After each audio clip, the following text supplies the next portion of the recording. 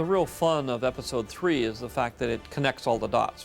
Finally, you can see how Episode 1 relates to Episode 6 and how they all come together. A lot of the people that have followed the Star Wars saga over these years will obviously be interested in how Anakin becomes the man in the suit.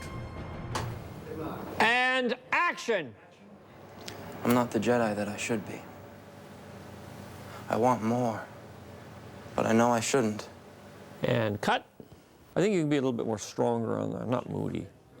And I think when you say, I want more, but I know I shouldn't, you can turn away. You know, I want more, but so when you're saying, I know I shouldn't, you're turning away. I know I shouldn't. You know, you got to remember this is one movie, and it's meant to be seen 1 through 6. So I think when you watch the actual movie in order, the story will become very clear that Anakin is the chosen one. You refer to the prophecy of the one who will bring balance to the Force. You believe it's this boy?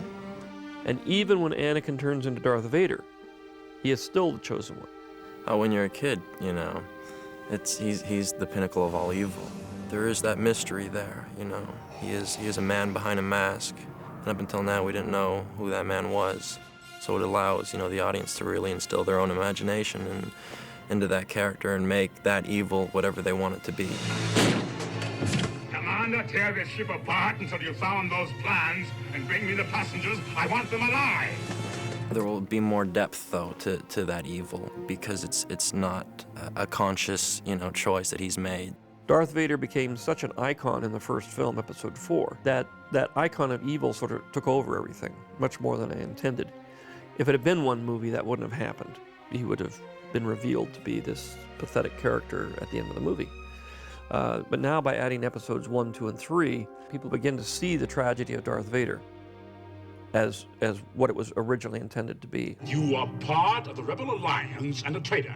Take her away. And I like the idea that the person you thought was the villain is really the victim. And that the story is really about the villain trying to regain his humanity. It becomes really the story of Darth Vader's redemption. The sort of transition into the dark side was where I was wanting to go from the very get-go.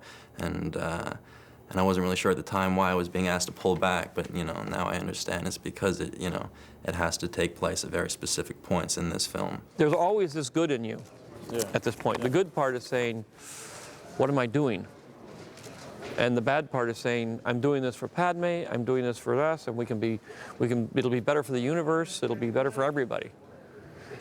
You know, but there's always this little part in you is saying, what am I doing?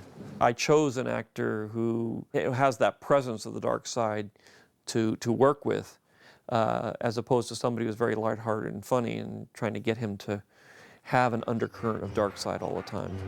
And Hayden's been very good at that. And so then you're very strong on that.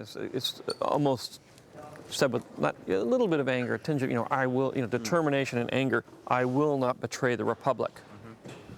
You know, my loyalties. So that you're turning on, but it's, you know, it's like I will not betray the Republic. That's your rationalization for everything you've done. Oh, Anakin, what are you gonna do?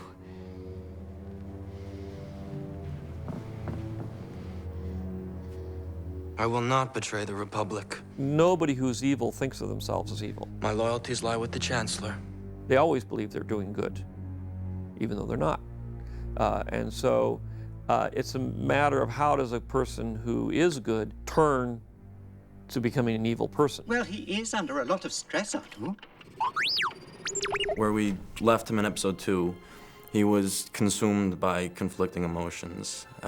His love for Padme, a resentment of his Jedi obligations, you know, and the restrictions that placed on his life, a feeling that he was being held back, a lust for power, which was really magnified by his mother's death, and a fear, which is important, a fear that such an occurrence could happen again. As a very wise man once said, Fear is the path to the dark side. Fear leads to anger. Anger leads to hate. Hate leads to suffering. When we find him in Episode 3, he's still very much enveloped by these same tormenting feelings that, you know, the Jedi aren't affording him enough respect. You are on this council, but we do not grant you the rank of master. What? Very prominent, rising disillusionment. You know, as you start complaining, there's got to be a little bit of anger behind it, a little bit of frustration. Okay. And action. Sometimes I wonder what's happening to the Jedi Order. I think this war is destroying the principles of the Republic. This war represents a failure to listen. Now you're closer to the Chancellor than anyone. Please ask him to stop the fighting and let the diplomacy resume. Don't ask me to do that. His life has become more complicated, and this all culminates into an anger, compounded by changing relationships with both Palpatine and Obi-Wan. I mean, he begins to question the Jedi as a whole, but especially Obi-Wan. Anakin's relationship with Palpatine is one of deference and seduction. He lures Anakin into a very impressionable state. I have rewritten, I spent the whole weekend rewriting the scene between you and Palpatine, where you turn. Yeah? And I've added some more to that. I've stretched it out a bit and made it a little bit, given you a little bit more to go on in terms of him pulling you in. I hope you trust me, Anakin. Of course. I need your help, son. He pulls each string with such charming yet evil precision.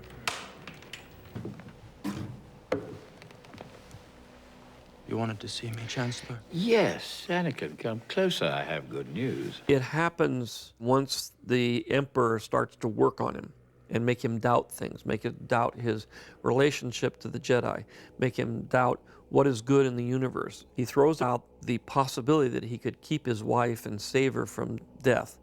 These are all seduction things, which causes a great deal of turmoil in Anakin. He had such a knowledge of the dark side, he could even keep the ones he cared about from dying. Is it possible to learn this power? Not from a Jedi.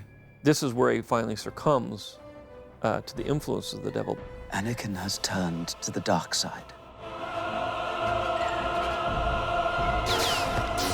The Obi-Wan-Anakin fight is an amazing battle. I've already been knighted, if you will, Darth Vader. Darth Vader's fighting style is much more aggressive and much more brutal than Anakin's. I think that the end fight where Anakin and Obi-Wan try to resolve their differences, Obi-Wan comes out with the better hand.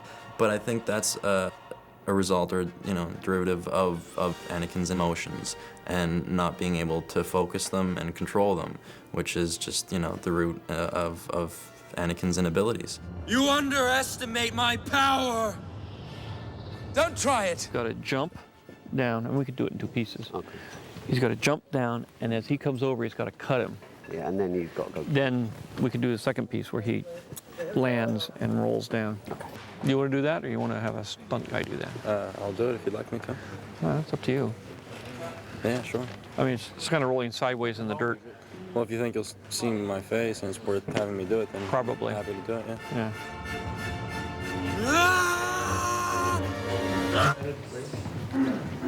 Take 4. Be Mark. Yeah. And action! Don't ask me, Anakin! Said you would destroy the Sith, not join them! And cut! You can do that little turn and you look back. If we move more of it as you were going up the hill, so that if he does, when he bursts into flames and stuff, it's not like you're standing right next to him.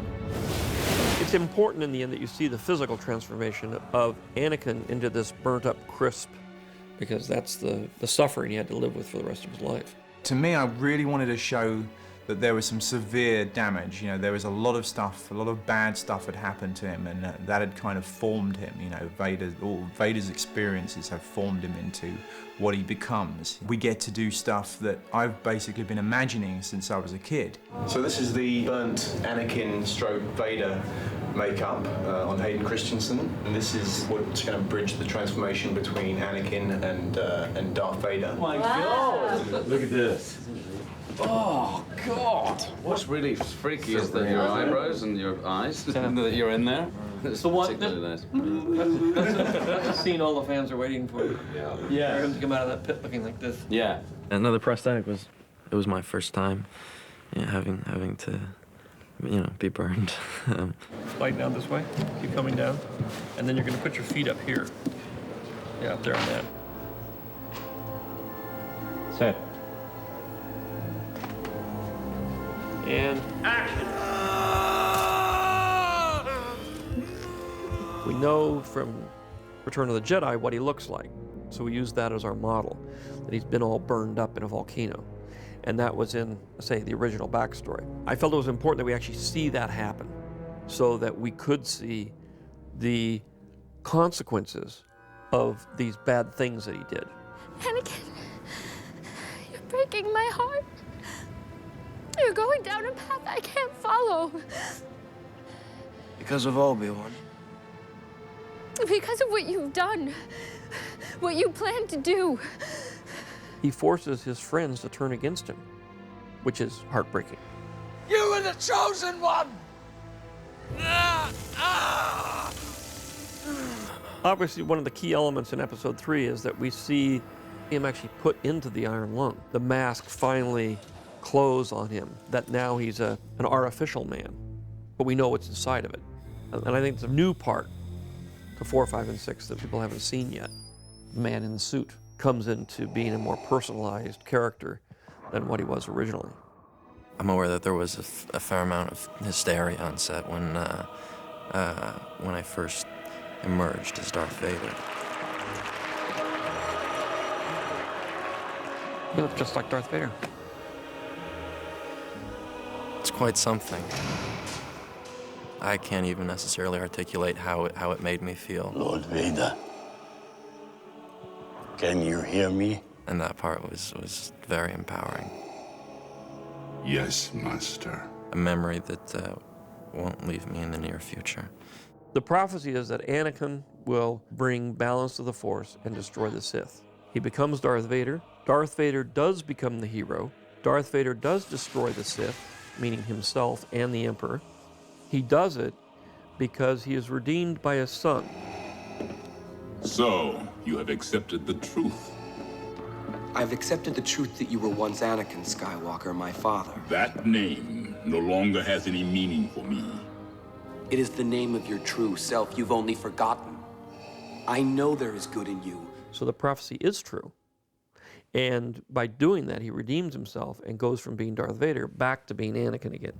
You were right about me. Tell your sister. You were right. Everybody thought of Darth Vader as this big evil guy that, had no heart. He was just evil. But in the end, it's not that at all. And here's a guy who has lost everything. He believes that he's the chosen one. He's not doing wrong things knowing that it's having a negative impact. So there is that sort of naivety to him now that wasn't there before. And it makes him more human in a lot of ways.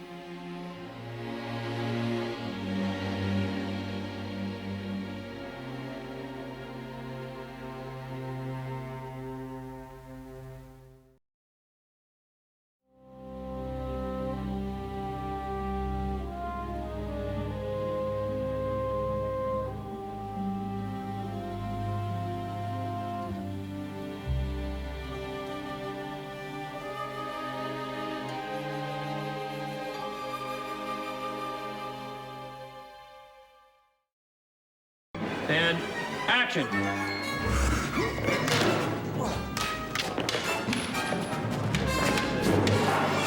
And great, cut.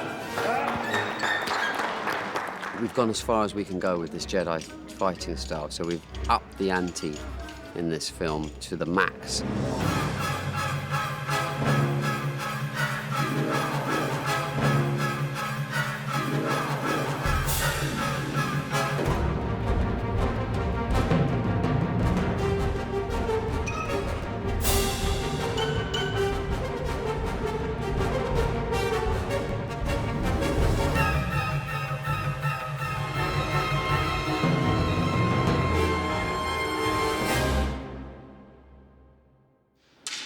It's going to work. When I first got the call from Rick, of course, like anybody would be, I was really excited. I was luckier than most. I managed to get to the ranch and talk to George and find out who was fighting who, so I kind of had a bit of a heads up, and then got out here and started.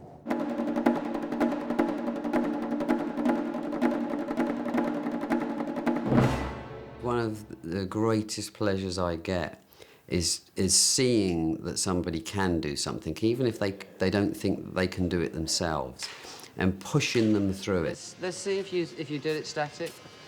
It is such a cool move. So, come down on your head, drag, boom. Definitely know we can cut to him doing that. We know what's happening. And just Let's do it real quick. And you've got to do it to such a degree where you don't have to think about it, because you're doing it so quickly, you can't really think about it.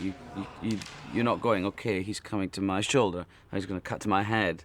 You've just got to, it's got to become fluid. And action!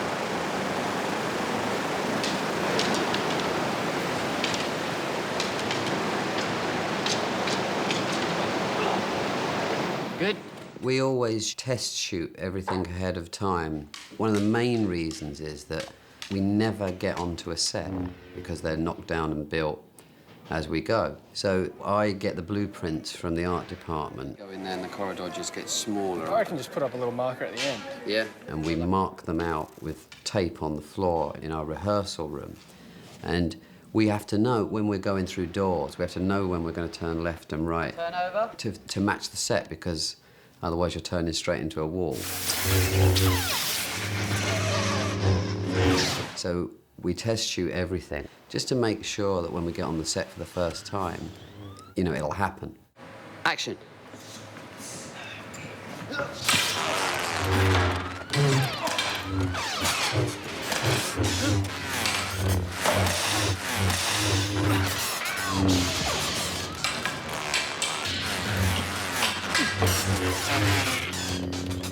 We'll shoot all the stunts as well during those tests. We don't do it well, we just make sure it's going to work. It might be that those become digital stunts, and then those tapes are used as reference. Looks like a wire work. Is it? It is on, yeah, there's a rig thing. Doesn't look real. Or if we're doing the stunt in and out and he's doing a digi-double in the middle, he can work out exactly how that's going to go for him. That's right, but he's got to, when he does his second kick, comes up, he hits, and he springs himself back. Yeah, we could maybe lift him, if we're just doing the first bit from there. Yeah, that would work. Yeah? And then you can do the second bit. Fantastic.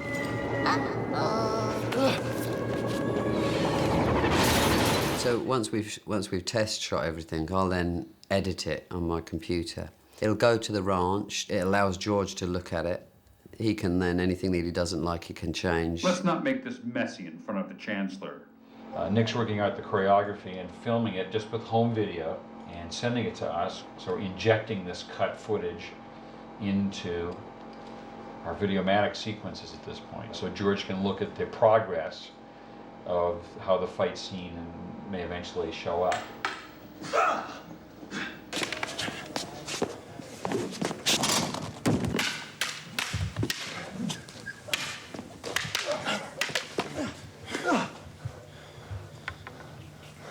Kill him, Anakin! Kill him! You got the job.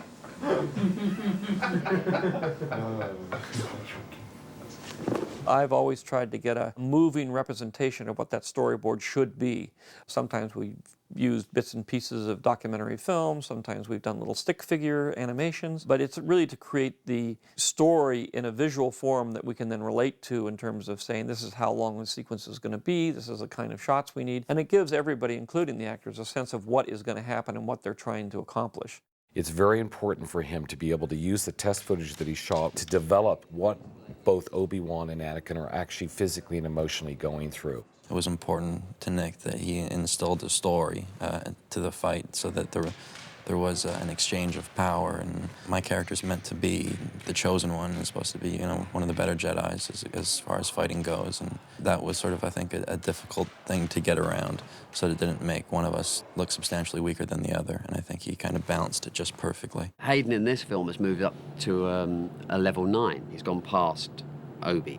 Now, the difference between a level 8 and a level 9 really is the dark side. You have to go through each level in order to attain the next level, and if you do it too quick, you're going to get in trouble. So that's how I work on his You know, his downfall is going to be aggression. Obi is also aggressive. They're almost the same, those two, because they've come up through the same way, taught by Qui-Gon, Tyrannus, Yoda.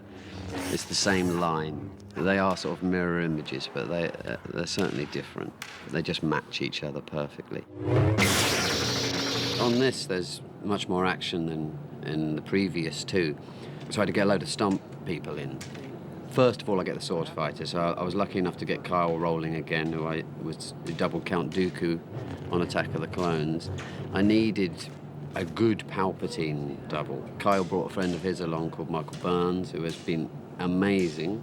And then I needed to get a team of stunt riggers that run ahead of us on the stages, just because we never get any time, and they just make sure everything's going to happen. No matter how you do it in films, you're always using stunt doubles for certain amounts of action set pieces. The older actors, Christopher Lee and Ian and Yoda, it's more difficult for them to do the highly physical types of work.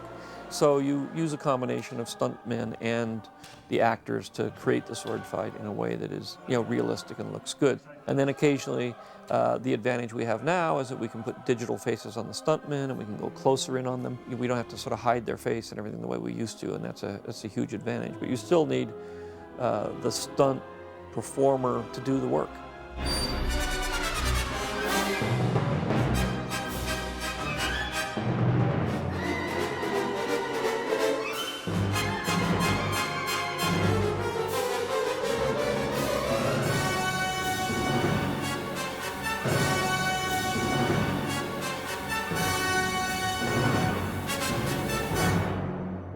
One of the most difficult sequences we had was the fight sequence between Palpatine and Mace. It was always our idea to use the two stunt doubles to do the majority of the work, but George really was reluctant to do that. The thing of it is the fight has to be changed. You can't change Ian, you got to change the fight. He wanted to be close up. He really wanted to be right in Mace's face, and he really wanted to be on Ian. So there was confusion on the day that we actually began shooting. There are places in there where they're not fighting, where they just move in and stuff. I thought that's what we would do the photo. Well, I think we can do a digital face, but I don't think we can do it like, in a waist shot. And virtually Ian and Sam had to learn everything. Get ready. He's coming. He's moving on you, Sam. He's moving in. I'm watching, baby. Back up. Got my hands going. All right. It was a testament to Nick again and his ability to be able to think on his feet and really be able to solve the problem. And we suddenly got the film back on track after about 30, 35 minutes of discussing what it is that we needed to do. All right, start. Ready, and action.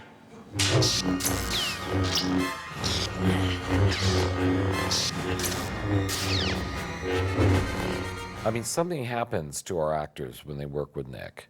He makes stunts fun for them, so there's no fear factor whatsoever.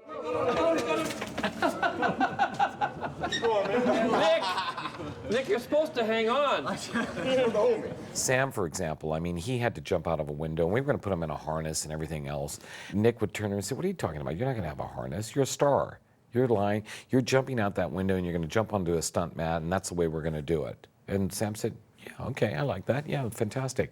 And that's all they did all afternoon. Sam just kept on jumping off the balcony and jumping right into the mat. They just have fun with it, and that's what Nick is able to do with all of our actors. He makes stunt work fun for them. Oh my God, I'm awake. It's morning. Obviously, for the audience, they like it. They like the peril, so they like it to be real. On this movie, it looks like we're going to end up doing most of the stunts for real. When you have young actors like Ewan and Hayden, they can do most of their own stunts, they do most of their own sword fighting. They do all those fights. They are that fast. And it's all them, ladies and gentlemen. It really is.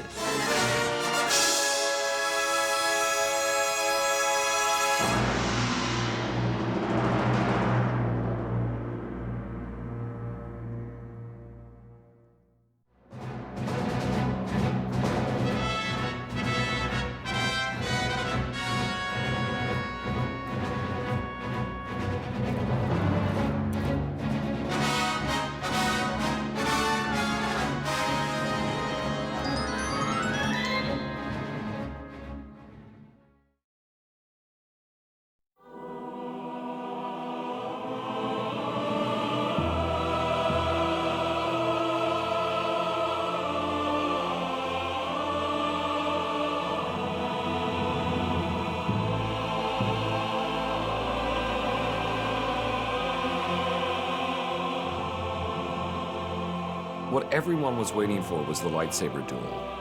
When that's up there on the screen, you're caught up in the drama of it. You're not thinking about how it was made. It truly is mind-boggling how many people, how many thousands of hours it takes to make just one sequence. A sequence that's over virtually within a minute.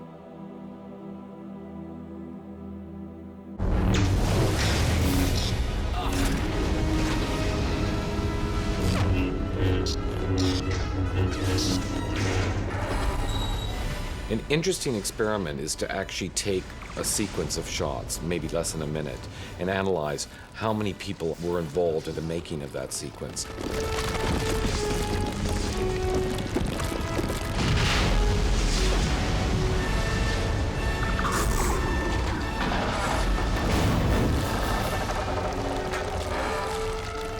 Just as extraordinary how one little scene can involve so many different people.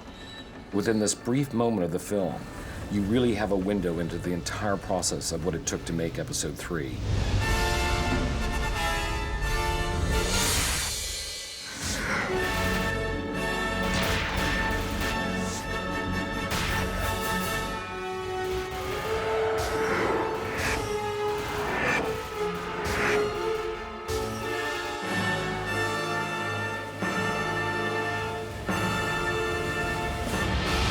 As the producer, my job is to assemble the team of artists and technicians who will bring George's total vision to life. My job is to enable him to make sure that he has everything he needs to express himself. That's all a producer can ever expect to do. It's thousands of people coming together for one very intense period of time, and when it works, it's absolute magic, and it all starts with the screenplay. Every single movie begins with an idea, one that's turned into a screenplay. It's the virtual blueprint for the entire project. George's script for Revenge of the Sith ran about 120 pages. The duel on Mustafar took up just 3 or 4 of those pages. Even those few pages took George a few weeks to write.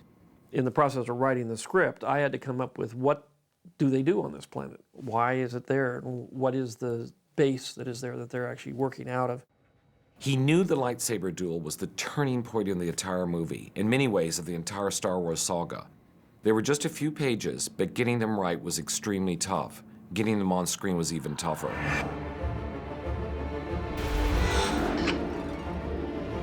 The concept artists create designs for every single planet, spaceship, creature, weapon, and environment.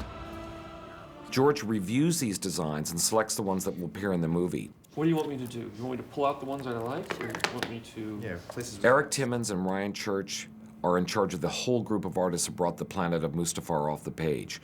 What you see on the screen begins with them. So there's a whole history. This has been in George's mind for a long time, this idea of the lava planet. And Ralph McQuarrie did sketches of the Mustafar look, and many artists have worked on it. Doug Chang had done sketches and ideas. Mark Cabana. So there's been brainstorming in the past. That's interesting too. These are good views. And again, we can sort of build a 360-degree and literally take those and try to string them together and see if you can figure out how they would fit together. Okay. George has always been a really great master weaver. He can take 50 different threads and make them together into one movie, but we want to provide him with 10,000, not 50. Yeah. And basically, we were here to provide George with variations on a theme, putting them out on boards, and then getting his feedback for honing the look in. Now we hit your lava world. I mean, obviously that's another thing, but these are kind of in that Mufasa realm, just kind of looking for... Yeah, that's starting to look good. Yeah. It's hard to get one person to do 2 different planets because it all comes out looking the same. That's always been a problem we've had, of trying to get the variety of design that we need. Not quite sure about that. You have disappointments when your thing doesn't get picked or whatever, but there's always a really good reason for your image not being picked. And it could be something as basic as, this is great, George says this all the time, this is great, not for my movie, but this is great, it just doesn't fit into the story that we're telling. But I mean, that's what we got to be careful of. I mean, we got to make sure that it's very distinctive so that we can, you instantly sort of look, and I say you have to be able to look in a couple of seconds and say, okay, I know where I am, I know what that is. And we would go through various designs. I mean, this would go over a period of months while I was writing the script. So I would rewrite the script as I was beginning to see the environment and what I had to work with to design the sequence. There you go, a first draft, official first draft. Of course, there's a lot of cheating in there, a lot of they fight. Like cheating? For 20 minutes, and it just says they fight. I'm bringing in a guest director. Can you say, or is it a secret? Well, we'll see. You'll see next week, because he'll be here next week. Steven Spielberg was helping me with the previs, and I was always throwing all of the weight of the problems onto Steven by saying, well, the director wants this, and the director wants that. And you know, whenever there was something that was going to cause trouble for somebody, I just blame it on Steven, because if I said I wanted this, and they'd start to argue about it, but I just say Steve wants this, and then they wouldn't moan and groan quite as much. Our director's come up with a really good idea, which I think we'll probably use. I'm not quite sure how we're going to do this, but what he wants to do, probably here is one of the best places. If they get down to the end and it breaks off so that it goes and it lands in a river of lava, and they're on it. But he wanted to do something, you know, sort of up here somewhere, where, you know, one of those big spurts go up, and they jump under a ledge, and the whole thing sort of rains next to them. You know, so you'd shoot them, and then you had this whole screen of embers and stuff flying down and bouncing off and catching on fire. That's a nice little route. Yeah, that's why I hired him. For God's sake, the guy's good. So I was thinking that the lava geyser would happen here, and then Obi-Wan comes down, Anakin gives chase. We were trying to think of something that would cause the arm to break, but so we can have some boards suggest the lava is melting through. Maybe the lava is breaking the cables, or it could be a combination. All right, yeah, no, that'll work. Okay, great. So all this stuff will be going back down to Ben, and the next time you see it, it'll be cut and in color. Okay, great. Yeah. Episode 3! Using computer technology, the previs department takes the art department's designs and creates this living storyboard.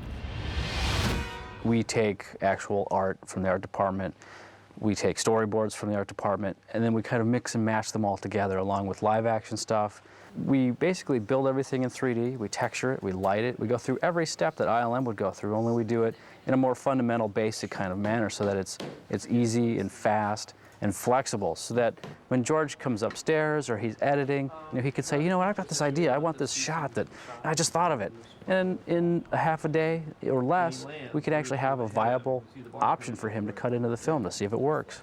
That's all you have to do. As they would make Videomatic sequences, Ben Burtt would cut them together, and then as he cut them together, we would meet and say, well, we need more shots in here, and this is missing here, and we would go through the process of designing the shots that would need to go into the sequence. We didn't really have them fence with each other. They looked like two little action figures sliding along the floor. But the whole idea was to work out where they would go, where the fight would start, where they could go. A lot of the work that I do, especially in the previs phase, is really just compiling a shopping list of here's an action sequence, here's 10 things that can happen, here's the way it might look. And George had a number of ideas, but what he really let us do was to just play with it.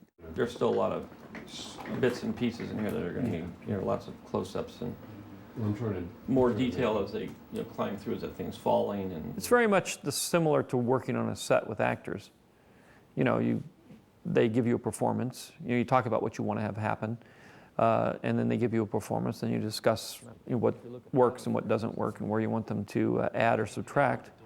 And then you do another take, and then you talk again, and you just keep going through it until you get it the way you want it. At the most, you have maybe 24 shots of the environment. That's it. And that's all there is. Everything else is their head against a wall, or they're, you know, confined, or, you know, they're down there in the lava or anything, but you're never going to get back. You just don't get back very often, on any circumstances, to see anything. So you got to make sure that those 24 times you actually get to get back and see something, you're really going to see something. We have so much freedom to put into the story and the scenes that we create. A little bit of what we like in cinematography. Occasionally they'll come up with an idea. Wouldn't it be great if you did this, or wouldn't it be great if you did that, or went around a corner if we did this? And, you know, and sometimes I take those ideas and sometimes I don't. But, you know, I encourage them to keep coming up with interesting ideas as they work through these things. More than anything, we want to see the lava come up. Exactly. We need to redesign the whole structure so that we can get these shots, or whatever, wherever that is, to work. Pretty much around the time we start shooting the film, we've got a pretty tight version of what these action sequences look like. They're like storyboard sequences, only they move and they're in action and they're edited the way they're going to ultimately be edited in the movie.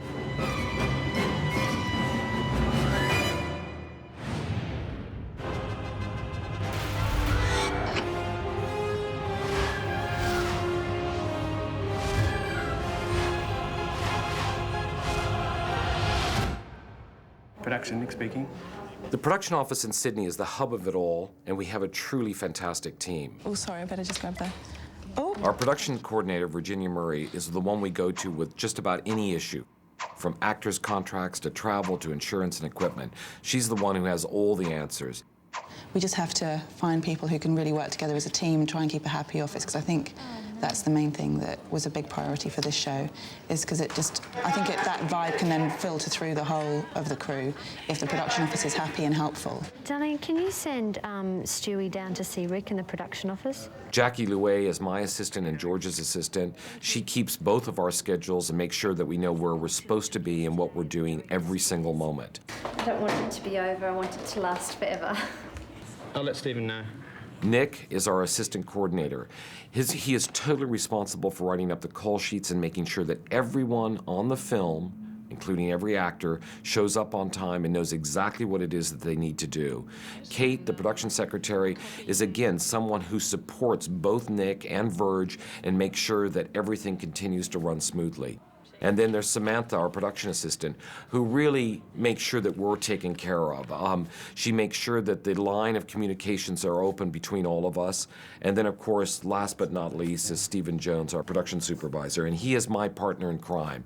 He is responsible for making sure that everything that I ask for is on the set and ready to be used at a moment's notice for George. And at the end of the day, it's Kevin and Patrick Plummer who have the jobs that make them the most popular people in the production office. They're our movie's accountants, and they write the checks and get everyone paid. I would actually say that without the accounting department, I mean, we're sort of the heart of the production. I mean, we're usually the first on and the last to leave. My roles include supervising the payroll, looking after the accounts payable. I do all the petty cash, the per diems. It's a bit of a bake teller sort of job without the obvious money counters and stuff like that. But and it's all balanced too, so that even surprised me.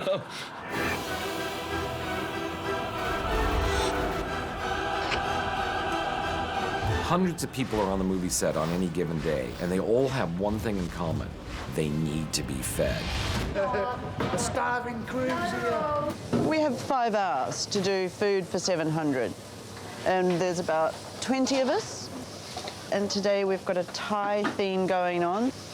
They can see that we're making an effort, and they're treating us nicely, which is good. It makes us try harder for them, They're on set for 12 hours a day. Half of the people we're feeding are construction. They just want to get the meat and potatoes in there. Food is so important to keep not only the crew happy, but to make sure that everyone feels fulfilled enough, because they have to eat so quickly because we have so much work that we have to do during a 12 and 13-hour shooting period. The production design department oversees the plans for creating all of the sets on the movie. They're responsible for bringing the production out of the concept phase and into the real world. But at the moment, we haven't... Our production designer, Gavin Bouquet, his art directors, Ian Gracie and Phil Harvey, and supervising art director, Peter Russell, fill the enormous sound stages where the action will play out, including the massive lava collection arm where Anakin and Obi-Wan fight on Mustafar. So we're presuming we're going to need some, a section of this and a section of that. We analyzed where the actors came in most contact with the set itself, where they needed to be a part of the set, and where they didn't. To protect them from... Yeah, that's in the Videomatic. Yes, no, we've got that. Do we need to provide that set, as it were? Do we like put the elements shaft. of it? Yeah, I think, again, I would say, this is the kind of thing that if you do build this little detailed piece here, then when we tilt it up and they have to climb up it. We could just use that same piece. It's certainly a big end sequence. I don't think there's any doubt about that, isn't it? Mustafar is a very engineered, hard-edged world. We were looking at architecture there that actually was based around sort of blast furnaces and very heavy industrial areas. But it wasn't necessarily specific to a period. It was more of an engineering type of look we were going for.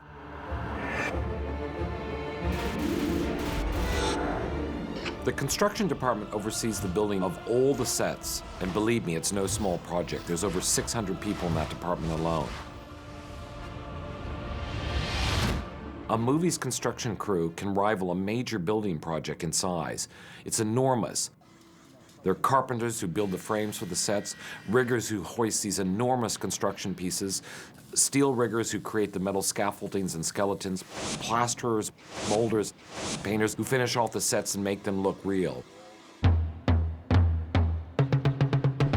My job is construction manager. That would encompass putting a crew together, getting the plans into the office, getting those broken down. They go off to each different department, getting an idea of how all those different departments are going to work and how the hierarchy is going to be in each different department.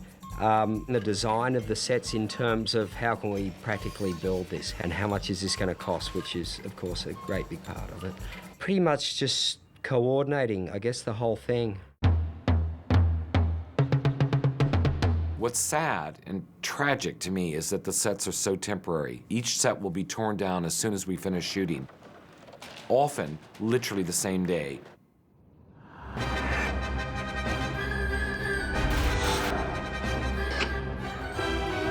Every single item in a Star Wars movie has to be designed and built.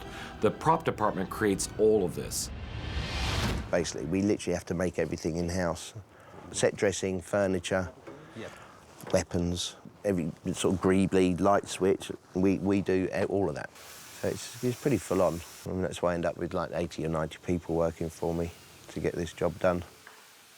There's one group of props that's particularly important to the Mustafar duel, and of course it's the lightsabers. We have to do lightweight versions, heavyweight versions, rubber versions. There's all the different varieties of weapons. Thomas Van Coverden crafted by hand each lightsaber, and they're absolutely exquisite pieces. It's not just about creating cool-looking weapons, though. It's about making props that actors love to use. Ewan's favourite lightsaber. I try to get him to use other ones, but he knows that I'm trying to trick him. This time they're vacuum metallized. The advantage of the vacuum metallizing is that it just scratches rather than creating little chips or that would go into the actor's eyes. The heat shrink is also on the paint to not so much protect the paint, but protect any particles that may get airborne during combat. There's everything I need to supply them with all their fighting needs, basically. We are free to actually make what we like at the end of the day, as long as it's within the realms of what we're trying to create on film. And yeah, I mean, it's fantastic. It's boys and their toys, what can I say?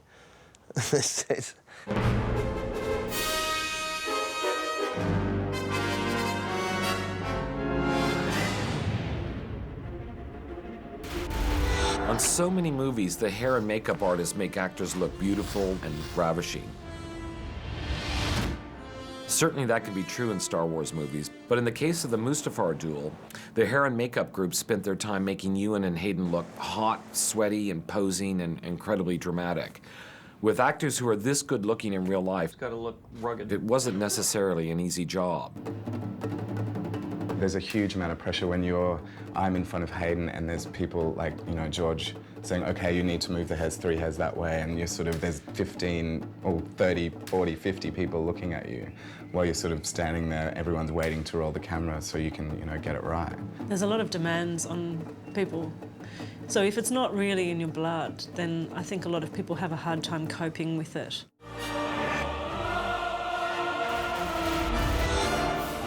A great deal of how we respond to a character on screen is a result of the costume department, which in the most basic terms provides the wardrobe for the actors. But a costume designer's job is much more than that. Wardrobe is an important way of setting the emotional scene for a movie. Tricia Bigar, who's our costume designer, she has over 80 people working for her all the time, everything from cutters and seamstresses. People like Nicole Young, who oversaw the costume fittings for actors. Michael Mooney, who makes sure that the costumes are aged and distressed as the action moves forward. The costume departments made sure that the smallest detail is never overlooked. It looks cool, though, that. Yeah, doesn't it? Yeah. Gillian Libert was responsible for keeping track of all those changes in the huge sea of costumes that change with almost every passing moment of the duel on Mustafar, because virtually the whole scene is taken and shot out of sequence.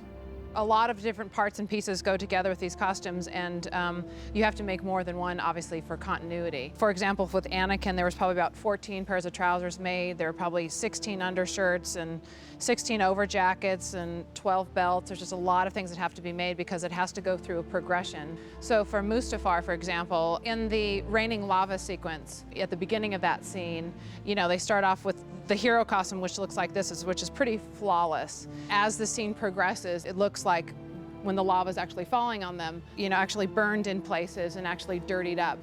Each part of it has to have a little bit broken down to it. Having my team with me has been fantastic. You know, I think it's fantastic that we've all been able to work on all 3 episodes together, and I think that shows how much we've all enjoyed it. In the strictest sense, an actor's job is straightforward, to bring the script to life. People tend to think of actors as delivering dialogue, evoking emotion through the words that they say. Hayden and Ewan had to do that, but they also had to be amazingly physical. In this sequence, their action through the duel conveys the emotion, and they spent months rehearsing it. They had to get the moves right, and they had to make us believe in the enormous emotion of the scene at the same time. Set.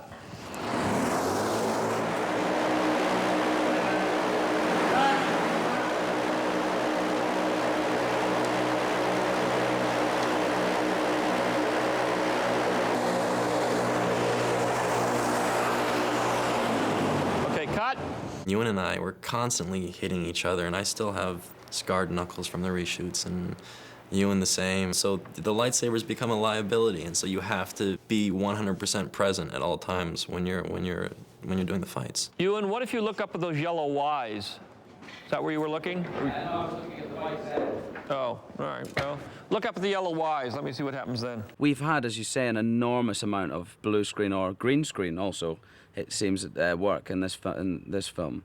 And I'll never get used to that. It's really, really hard. It's fine when you're doing the fighting sequences because really you're so focused and concentrating on the fighting that being safe but being fast, and that really it wouldn't matter where you were. In the end of the day, if you don't believe in what they're doing, if you don't like them, if you're not responding to the actors, you have nothing. And all this work that everybody is doing is meaningless.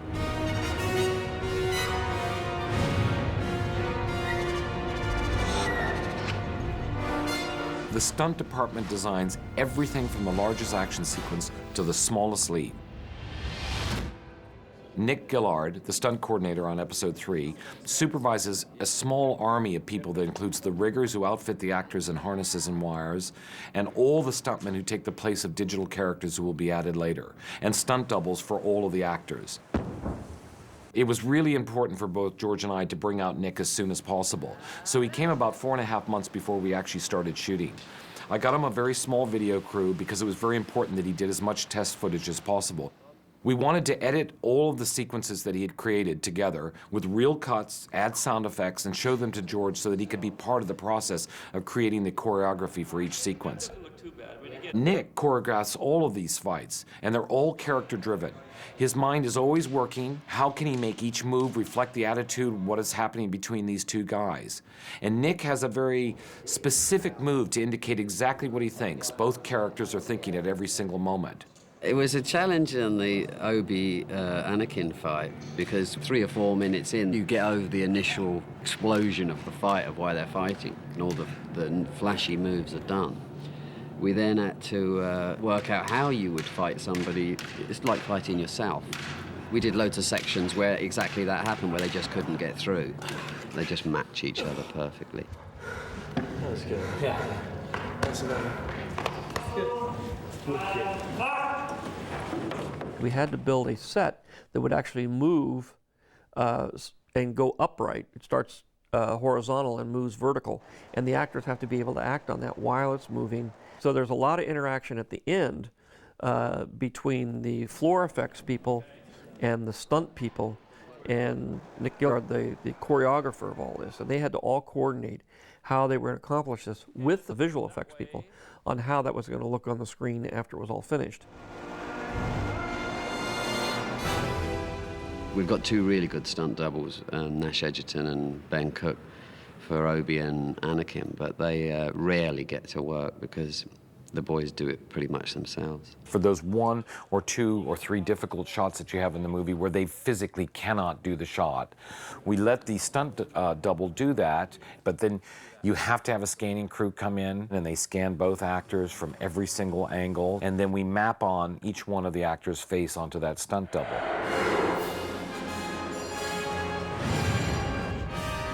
George, as the director, oversees virtually everything. He's the captain. He steers the ship in the direction it needs to go.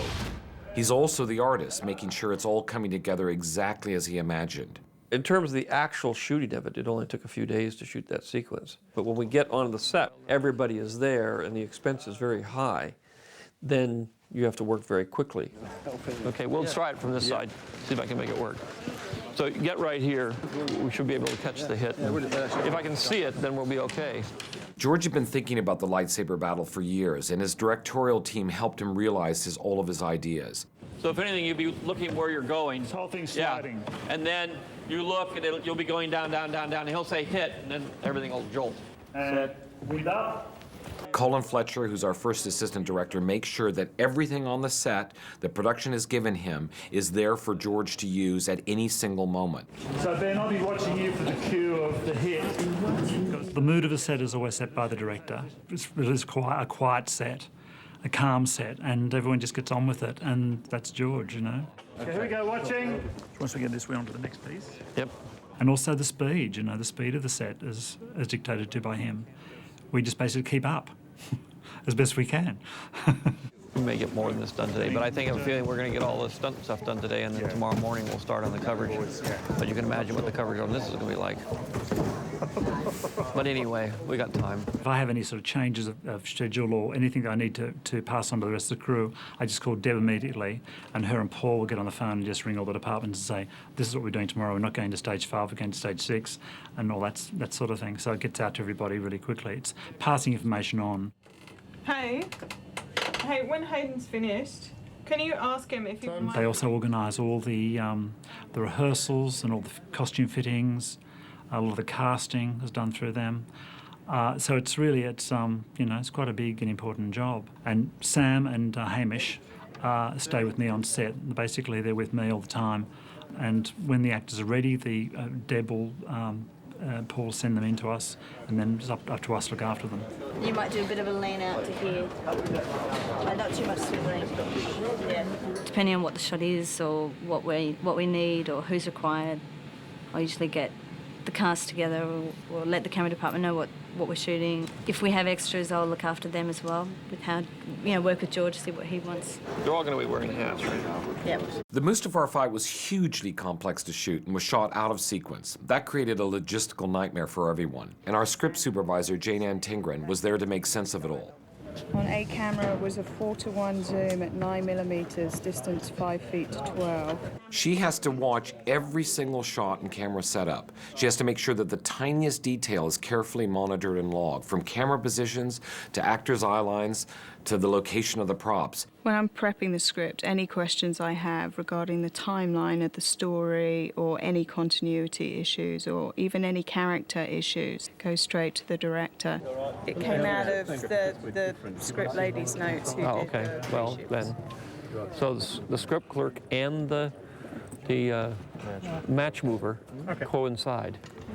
My God. We love to spar about screen direction. It's really fun. And he always wins because he's the director.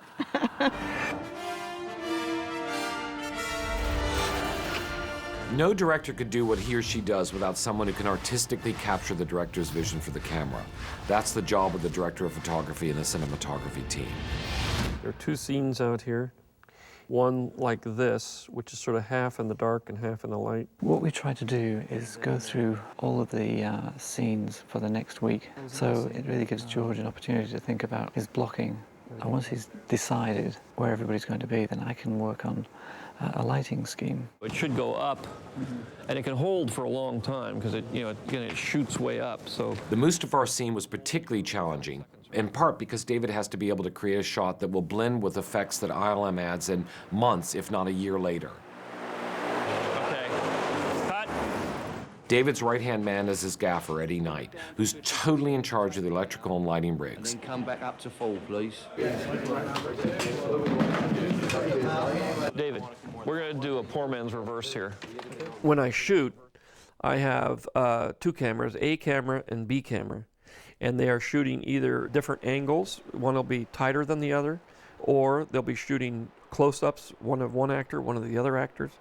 And that way I'm able to, if I get a really good performance, I'm able to use it from two different angles. More image. More image, that's right. Indeed. More pixels of the personalities. Callum McFarlane is the camera A for Revenge of the Sith. He's aided by focus puller Matt Toll, who makes sure that the camera remains in focus whenever it moves. Well, I always wonder if we can come out this way as far as we can, sort of swing out. Yeah. That's not too bad. That's pretty good. Yeah. The B camera team is headed by Simon Harding. Yeah, this is the B camera here. This is the B camera. Very good. And this is Tov. Say hello, Tov. Tov's the focus puller. There's Lee. There's our clapper loader who doesn't load. You do clap, don't you? Every now and again, you clap. Where's Bretto? I'll get him here. There's Bretto. He's over there. Look, look. The dolly grip. He's cutting a fine figure in the orange T-shirt there. Okay, here we go. So now you've met us all. So I wonder anything gets done, isn't it? Here, what we try and do is make sure that I have a line of sight to the crane, so that as well as the monitor, I'm watching the crane to see out of the corner of my eye if that's starting to move. I know I then have to compensate. The operators of the Techno Crane, Jeff Brown and Mike McAuliffe, guide the camera crane's movements across the set. And just roll cameras. Rolling. On episode 3, we were capturing images digitally on recording decks separate from the cameras. Fred Myers, our HD supervisor, had helped pioneer the high-definition camera technology that we used. The images from the camera come back here to the engineering tent, and we've got a lot of equipment back here that acts as a distribution point. We create the versions of the cameras that need to go out to the plasma monitors where George is sitting. We create another version that goes out to David Tattersall at a monitor station that he has near set, and the video assist feeds as well. Well, this is the video assist. And the video assist is a really cool job because, first of all, they can see what's going on. So we set up a bunch of monitors, we pipe the pictures to them, and we record the takes and we play them back and people analyse them and we store them, we cut them, we retrieve them, and I'll have to find the shot and get it up, and that's basically what that's all about, amongst other things. Yeah, so especially a director like George who likes to move quickly and is very sure of what he wants. So if he can see exactly what he's getting, then you're going to be able to move faster. We'll try one more. That was good. I think the light cue was a little late. But we did one half. Now we're going to do the other half. That was good.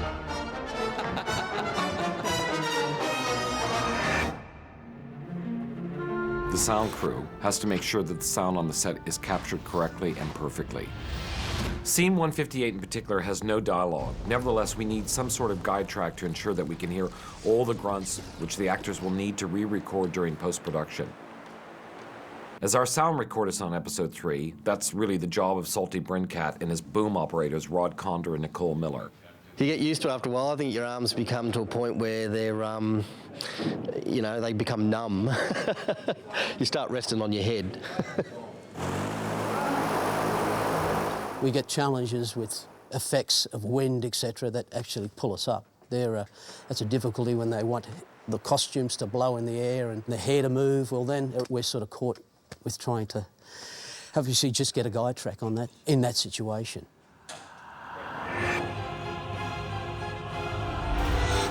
And then there's the editorial team. They work so closely with George. This is the part that he loves the most.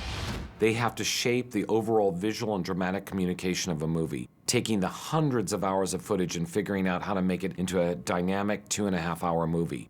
It's one of the most difficult tasks on any production. On episode 3, we had two editors, Roger Barton, who cut the Mustafar sequence, and Ben Burt, We kept Ben in California while we were shooting in Sydney so he could continue to work on all the animatic sequence that still needed to be filmed.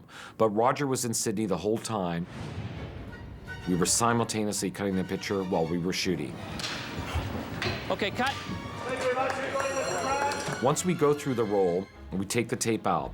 That's the beautiful thing about HD. It then gets copied immediately.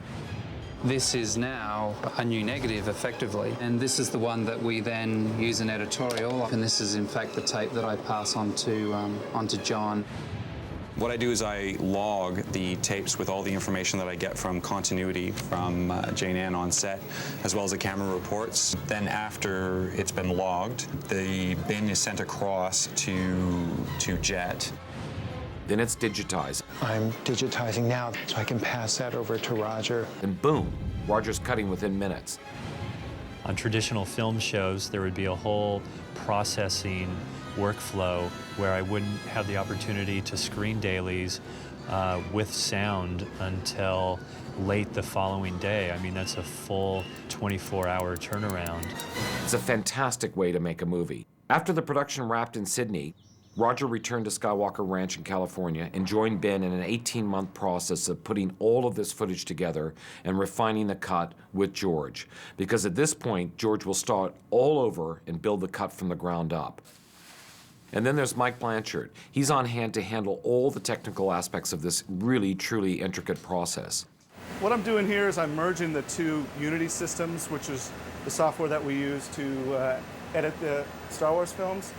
And the reason why this is so critical is that for the first time in the Star Wars movie, we had two editors working simultaneously, one in Sydney and one here at Skywalker Ranch. And so then what we had then was all the media spread out on two different places, all the clips that we would use to edit the film for the next almost 2 years, spread out across two systems. Everything seems to be working perfectly, all the clips are showing, all the dailies are here, all the animatics. All we need now is George, and we're ready to go. Okay. I like to really make the movie in the editing room. Some directors shoot the movie. I shoot around the movie. So what I need is, I'm going to have to figure out how I'm going to do this. I think I'm going to move this down into the fight a little bit more. I think I'm going to try to stick it somewhere later in the sequence. Collaborating with both editors, assistant editor Jet Sally organizes the thousands of shots in the movie so they're totally accessible to both editors. And working with Jet was his assistant editor, Cheryl Nardi. She's been with us for years. It just needs MCP titles. Okay. The lightsaber battle was an incredibly complex task for the editors. The sequence went through different variations, or what we would call cuts, each one further refining the scene with the guidance from George. Go on his swing. I see something here, which is, we have to get him to, I wonder if we go back, give me another frame on the other shot. When you see these different cuts, you begin to understand what an amazing artistic process editing really is.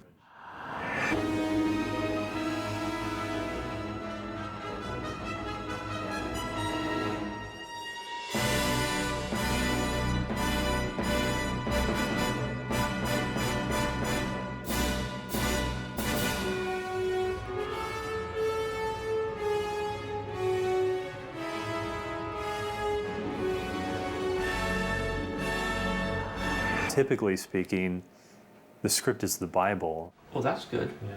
Where'd that come from? But in this case, the script is just a starting off point, and it's just a place where we begin our work. We're getting there. I'm just trying to figure out where we'll do our crossover. Right. I think we'll put this all down as a reshoot, and I'll try to reshoot the whole thing. The editing process is much like the writing process for George. The cut is always changing. He will take it and mold it, shape it, sculpt it as much as possible to get it to work with what he has shot. But based on what's working or not working, he likes to be able to go back and shoot. These reshoots are scheduled way in advance. The actors are contracted to return for a few days of shooting during the post-production process, in this case in London, to pick up scenes, sometimes just a single shot, or shoot entirely new scenes that weren't even conceived when we were in Sydney. This is the whole fluid aspect of what it's like to work with George. There's too much going on that's not there. I mean, we can kludge it like we've got now, but in order to get to the next level. We gotta have something we can actually see. Hey, Dan, can you cruise down for a second? We've got a problem. 911. Help! Now at this point in the editing process, the animatics department becomes involved again. There would be times when he would call us down to his editorial suite, just a quick meeting. This is where we got a problem, which he might be able to help us fix. This starts to fall. They start to run. So they're over here. They're right here. And so it's the whole thing is tipping. And when it hits, we want it to kind of splash and rock a little bit to match what the next shot is. All this was before ILM even started. It's expensive shooting on the set, but it's even more expensive doing the special effects. So you really have to be very, very precise about what it is you want. I want to cut from this to a piece of volcano exploding. Do we have a good volcano eruption? We had a very lucky break early on when we were conceiving of the whole Mustafar sequence. Mount Etna exploded. And I got a call from George over the weekend. He said, listen, this footage is extraordinary. You gotta get on the plane. So I grabbed Ron Fricke, wonderful cameraman, and we rushed off to Italy. And within 24 hours, we actually got there and we started filming for a week the total extraordinary footage that we have on Mustafar of the volcano planet literally exploding in front of our eyes. Over here, I went and found all the footage that was shot, and there was plenty. He got everything, day, night. They tilted the camera so they could get as long of the eruptions as possible. Yeah, this one. You make it the same length as that, but it would then, we turn it sideways and have it come up right in the foreground here. Okay. What this does is it allows George to communicate an idea to his animatic department and to the guys at ILM to say, this is roughly what I have in mind in terms of composition and action, and then he'll turn to those guys and say, okay, make it 2,000% better than what Roger did, which, by the way, is not very hard. And the previs department actually add the backgrounds into the shot so I could actually see what I was doing, because doing it in blue screen, it's very hard to get a sense of where you are and what the location is and how the action flows, how the suspense builds. This is the animatic that came down to us. So they've obviously fleshed out the background and put the hillsides of the volcano in and, made it a little more visible. And you can see the lava bed down below. So it gives a better idea. And this is all about a blueprint that ILM will use to construct the final version of the shot.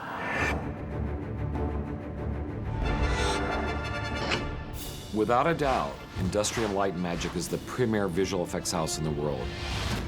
Every single scene of Revenge of the Sith had at least one effect, and many shots had dozens and dozens of elements. The lightsaber duel was a huge challenge. ILM had to take footage shot on green screen stages and make it appear to have been shot on a real location, a volcanic planet that really only exists in George's imagination.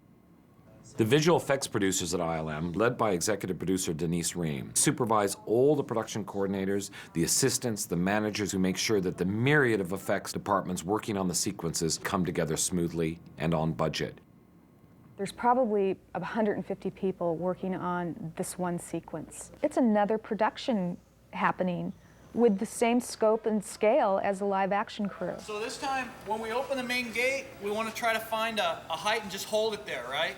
Okay, thank you. Once I saw the storyboards and the animatics, I began formulating a plan of who I actually wanted to work on the film. John Knoll worked as long as possible by himself to create the visual effects for the film. When we decided to add a second supervisor, due to my relationship with Roger, we thought he would be a really great addition to the team. I was very excited to be involved with Mustafar. It sounded fantastic and it looked a real challenge. I mean, there's a large piece of work, lots of technical things, but also I just liked the look of it. While I sort of oversee the crew, Nina and Janet handle the day-to-day production management of the sequence? This is a list of shots we have turned over so far, so you can take a look at those specifically, and a list of just this is from the ranch with all the shots. And this afternoon we have the Mustafar meeting to go over the miniature shoot, to try to kind of just do a miniature shoot turnover. I brought some more stuff for you guys to look at here. Thank you. For the volume of work at ILM, we have several producers and several people in each position, and we just run our own house from start to finish. We oversee the production of many, many artists. It's quite a logistical puzzle to try and figure out how you're going to get everything through the pipeline. People commonly refer to us as runners. We do a lot of running around. We're basically the gophers of the crew. We do a lot of administrative office responsibilities, a lot of copying of scripts, copying of documentation. We set up a lot of the reviews and set up the dailies between the visual effects supervisors and the artists. We also are responsible for setting up the reviews between the visual effects supervisors and George over in the theater. Whoa. It's mind-boggling how much work goes into this movie.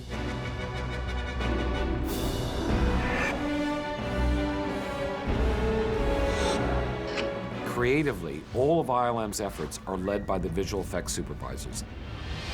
John was on the movie from the very beginning, working with George in the art department to create the whole master plan of Mustafar. We have to sort of editorially put this set together somehow. Because right now it's, I mean, we have the model and we know what we're doing, but it's still pretty vague. While I'm here, I'm working on a variety of things. You know, the main thing to do is to try and maintain quality control on blue screens and make sure we're collecting enough information to replicate the cameras later. And they go through this. George is very technically savvy, and his first instinct is pretty much exactly right. But a lot of times there are novel situations that come up that require some consultation. So he'll ask, should we shoot it this way or this way? The one that's the more important is this one anyway, because it's the one that's got the most set in it. Well, the big challenge in Mustafar is lava, and there's lots of it, and it's at lots of different scales. Roger had a less enviable task. He came midway through the planning to supervise the actual production. Once Roger came on, it was actually a big relief to, okay, I'm not going to think about Mustafar anymore. Now it's in good hands. At least the stuff that sprays up and glops over the arm to melt it, that's all going to have to Be done as a CG thing. So that's something we've already started doing, is it, John? John Knoll essentially handed what information he had about the background of the sequence to me when I joined the show, and obviously that's a fairly daunting moment because John is so much more familiar with the whole Star Wars process, but there is that moment on the show where you sort of think, my God, what have you got yourself into? Hey, Craig, how are you? John and Roger also supervised hundreds and hundreds of people in many different ILM departments, each of whom had one specific task. You have to understand, sometimes you'll have an artist working on a shot, a 3-second shot, for literally months at a time. The match movers work to make sure that everyone who's associated with each shot has the visual reference points. That's an incredibly important job because a huge amount of our shooting is done against completely featureless blue and grease screen. Whenever you want to do any kind of a 3D visual effect, be it CG 3D element that you want to add or a miniature element from a motion control camera on stage, you need to accurately recreate the perspective and the camera angle of the shot as it was photographed originally. In blue screen, it's very easy to get lost. It's very easy to, move the camera around, pan the camera or dolly or do things and not know exactly where on the fabricated set that will be there you are. So you need little markers and things in the blue screen, and there's a person whose job it is to make sure that those markers are in the right place. As we go around, we'll have X's on one side, Y's on another, and then Z's, and try to break it up so that we have a really fast whip pan that can see about where we are. As the coverage gets tighter and tighter, sometimes we're into some pretty tight, just head and shoulders against the screen. If there's just nothing but an actor in blue screen, we'll want to make sure that there's some kind of reference that tells us what's panning and tilting. These are emergency track lights that we use when we go in real tight and we can't see any of the other plastic markers that are up on the walls. By putting these track markers up, we can see how the cameras are panning around and what's happening behind the actors, so that we can reproduce the camera move with the proper background. So using the information that Jason gathered while he was on location in Sydney, we use sophisticated tracking software to recognize the X, Y's, and Z's that Jason was placing, the targets that he put on the green screen. But we then took the various measurements, photographs, camera reports, lens information, all of this stuff that he took while he was down there, and we basically rebuilt that into a virtual environment with a virtual camera move that was an exact replica of exactly what the camera move was on location. Once the original match move is completed and we incorporate it into the virtual environment, we can basically resize them to any size we want to and still maintain perspective that actually makes sense, and allowing George quite a few more options towards what the final shot should look like. We then hand that off to the other departments further down, where they will replace this kind of game res version of the Mustafar buildings with the final high res version.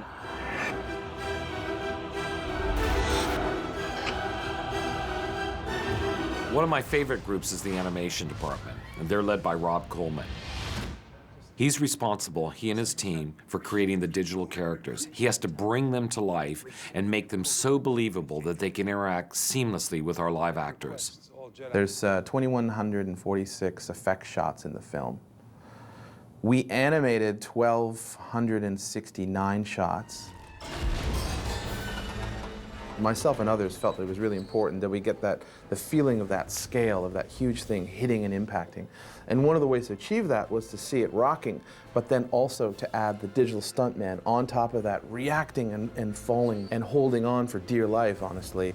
They're fully animated. There's no motion capture in this particular shot. I kind of exaggerated it because I knew it would be fairly small on screen, and all you'd really see would be the little blue lightsabers kind of flashing around. So it had to be a broader motion than it would be if you were looking at it up close. It's maybe not the most glamorous sort of shot to do for an animator, because if we do our job right, then people shouldn't really know it's animated.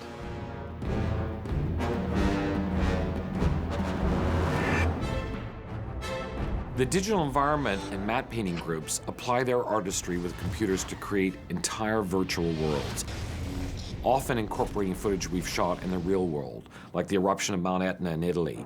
We're taking all of those pieces and, extracting lava, extracting smoke, combining those with computer-generated images and coming up with really nice stuff. And essentially, it's a giant backdrop, and it's going to be used for the entire Mustafar sequence. So I needed something to start with. And I actually had kind of an idea just driving to work one day, and that was, I was driving past the gravel parking lot, the overflow parking lot here at ILM, and I photographed some stills of the gravel parking lot. You can kind of see it there if we zoom in really close. And that sort of became the beginnings of the lava ocean. And once I finished the painting, then it became time to animate it. As you can see here, I've gone through and moved all the clouds as well as all of the lava ocean. It took me probably several months to actually complete the final 25,000 pixel wide painting.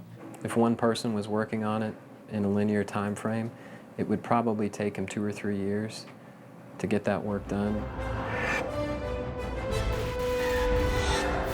The technical directors, their primary task is to light a 3D scene.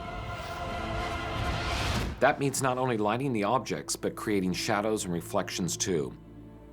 It's all these uses of lighting in a CG world that make it feel real and bring it to life on the screen. We have actually two things to do.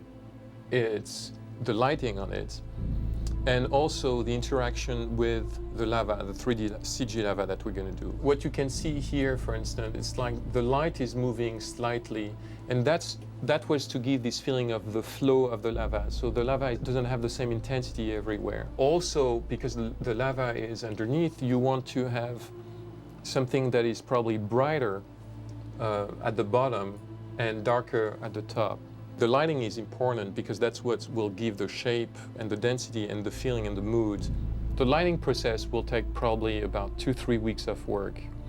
Then the simulation, the particles and stuff like that will take probably about a month. There was a mixture of geysers. Some of the geysers were footage that we put into place from Mount Etna, and also elements that we shot on our back lot, Methasil. So here's an example of Methicil being shot out of a high-pressure hose. In some cases, we were able to use the elements that we shot. In other cases, we had to generate them in CG. We treat each ball as though it were a little density field with a high density in the middle and falling off to zero density at the outside. What we end up with is a surface. We can also use all those points as tiny little light sources to get all of the interaction with the rest of the set.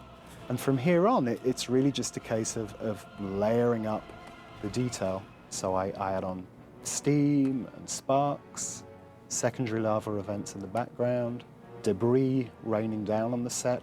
The other little detail that you can see here, but which really helps sell the final shot, is that we're getting some reaction from the arm itself. It actually bows and buckles as the lava hits it. This shot was a really strange one to work on. This was the original miniature element that we shot. We're actually looking down the river of lava and we're following the path of the arm. Unfortunately, it turned out that George had conceived the shot differently. He actually saw it as a reverse angle shot, looking back up the river, watching the arm floating down towards us. By the time we realized this, we'd actually dismantled the set. And the solution that we came up with was to, first of all, flip the plate round horizontally, run it backwards, and here you can see I've got something that just about works. Unless you look really closely, and you'll notice that the waterfalls are actually going up. It took me about 2 days to notice this. I felt really, really stupid. I was sitting there in dailies and somebody just said, aren't the lava falls going up? Sure enough, they are. Here I've done a little bit more work. I've got some more buildings here and I've got some interaction going on between the plate and the arm. One take later, you can see that we've now actually managed to get the lava falls going the right way. We've added in some background sky and layers of more stuff in from the Mount Etna footage, and a little bit more, and we get to the final shot.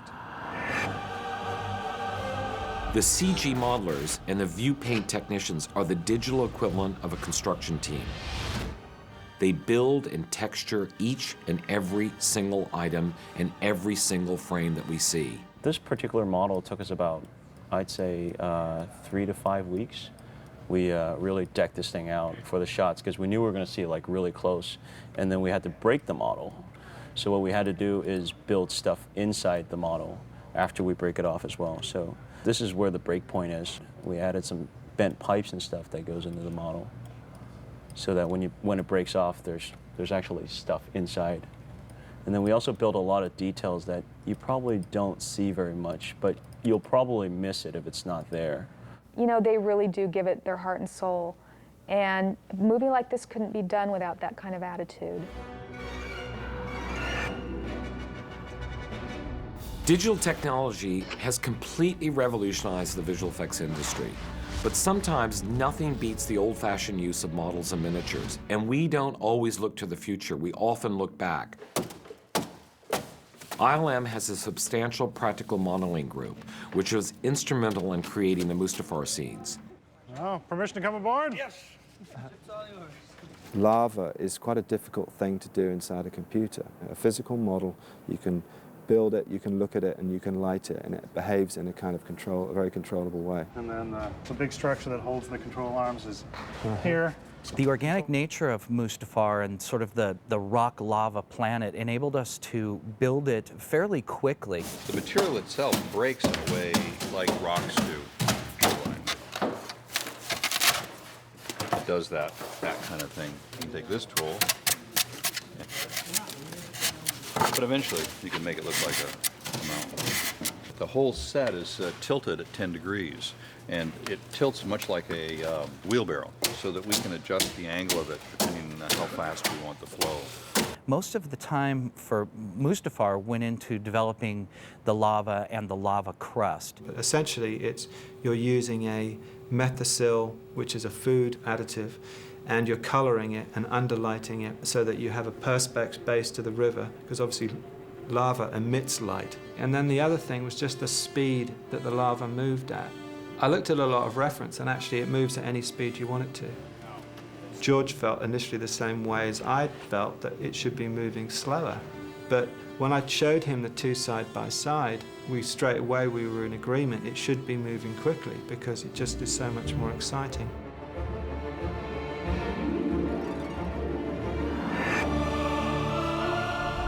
Motion control enables us to capture an environment with a camera move that can be exactly repeated over and over again. Just as in live action, we choose lenses, camera angles, filters, lighting, and effects like smoke, all to create and capture exotic worlds like Mustafar that don't exist in real life.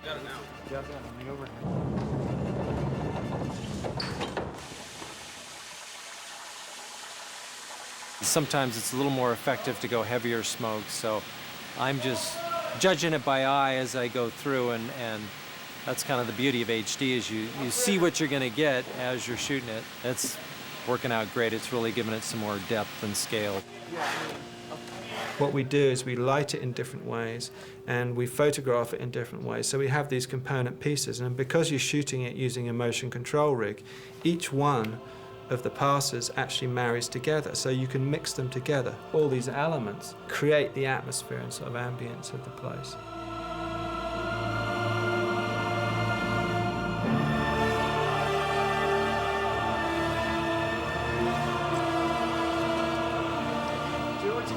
Chris, it looks good. Let's see 100% on the lava. White's good. Okay, I'm rolling.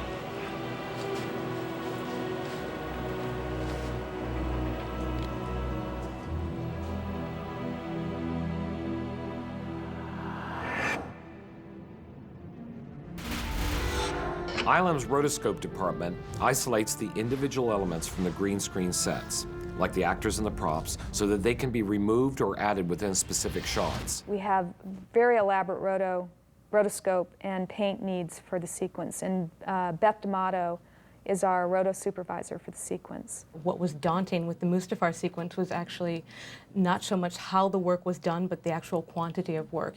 One of the tasks that we have is to actually help compositors isolate both of the actors off of this set piece, because typically they can extract actors off of a green screen, but in this case there were a lot of shadows, and the way that their characters incorporated with our CG element, it wasn't simple enough to just pull them off of a green screen. We had to actually give them matte help. So what we do is we actually go in and create what looks like an outline or a cookie cutter shape that says all of these areas need to be isolated and physically pulled off of this element. And on top of that, both actors were carrying lightsabers, so we also had to do additional roto work to comp in lightsaber effects on every single shot. So we do a lot of paint work and we do a lot of matte work that incorporates them into an environment to make it all look real and seamless.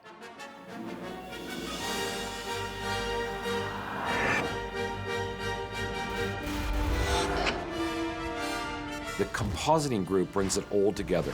They come in, they take all the separate elements and seamlessly blend them in to create the final shot.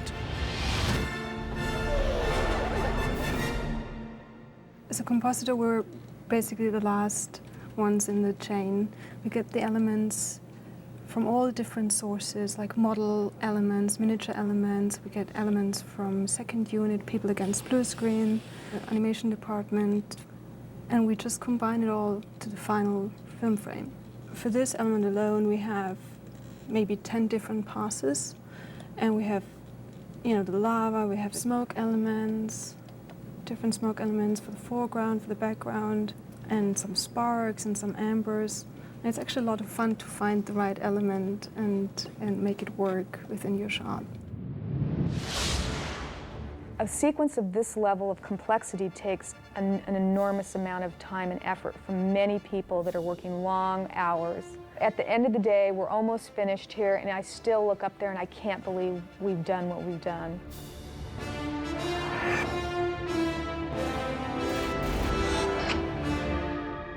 Sound works almost subliminally in a movie. In the best case scenario, you aren't even aware of the texture and the combinations of sounds. And yet, the sound designers think about every single shot of the movie from the standpoint of what an audience will hear. This is audio history. I want you all to look alert. Remember, you're marching off to war, so there can be tears. Star Wars is always demanding in terms of orchestrating sound and orchestrating sound effects and dialogue with music. To construct the final sound for a 1-minute section of the Mustafar sword fight, it requires work on several levels. First of all, there's just the dialogue. You have quite a few sword fight vocalizations in this movie, so I don't know if it's better for you to hit those at the end of our session. One of my main responsibilities on the film is going and supervising all the dialogue, like the re-recording of the actors in the studio. What do you think? I mean, we could stand to have some more breaths around that just because it's got to match into your close-up. One of the most detailed of Matt's tasks is supervising what we call the automatic dialogue replacement, or ADR. One of the reasons why we have to re-record a lot of the actors' dialogue that's recorded on the set is that the sounds don't sound realistic. I mean, obviously, when they're fighting with those lightsabers, it's the sound of a stick hitting, so you really hear a plastic or a wood hit, you know, and they might be walking on wood, so they're not on stone, and so all those sounds come through to the microphone, and so when they're breathing and talking, you get all these clicks and clacks. So we have to go back, and the actor has to generate that energy again. Hopefully, you're getting performances that were better than what they recorded originally on the set. 1,600 grunts and groans. Or why don't we just stand here and you can slap me silly and then you can just fit it in where you need to. George. The next layer of sound was the Foley, which are the footsteps and the movement. And although you may not hear a lot of that consciously, it's very important to have that there to give it a naturalness. There was the full-time Foley artist on this film, and then there were 2 other walkers. Basically, what our job is to really flesh out the characters. So this is what we used for Anakin, for his movement, to kind of sell his menacing character. We're using an old, just a black leather jacket that has some good creaks. We have an old rifle for some of the metallic-y sounds. And then this old drill, actually, too, has some nice kind of sounds that we put up against it. So this all together is Anakin's sort of presence and gear. Then you get to the actual sound effects that I design.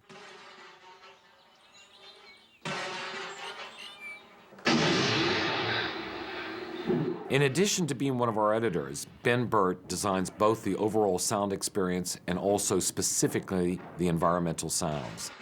The swords really don't make sound. There's really no lava. All of that has to be given weight and credibility with the sounds. Let's look at the sequence now in terms of what's really there, in terms of sound effects.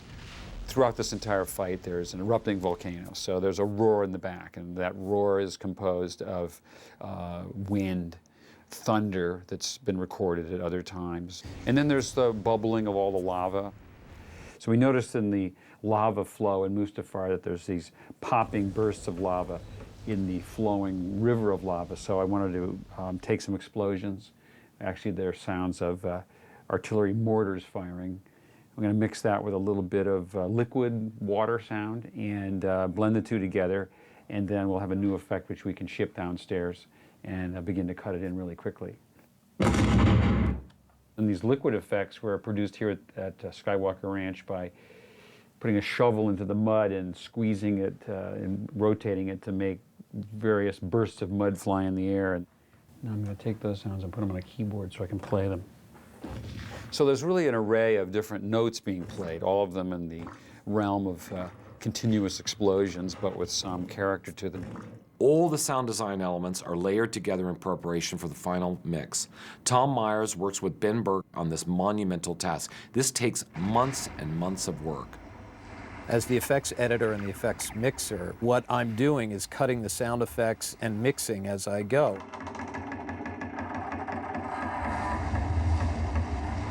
For this session, this is Volcano Eruption B, which is effect number 379 that Ben has made. So just for that one scene, we have tracks and tracks of material that we go through, and at this stage what we're doing is balancing them against each other, and then we will go to the mix room and then take our balanced sound effects and put them against the balanced dialogue and the music, and then balance those against each other. Without the sound designers, the lightsabers wouldn't hum, the lava wouldn't roar, you wouldn't hear the dialogue, and the duel would be a lot less exciting. So their job is so incredibly important to the overall movie. The sound effects need to play up the reality of lots of things. It's important in the film that if something happens, there's an appropriate sound associated with it. But also the music is the element which is abstract and can go right to the heart.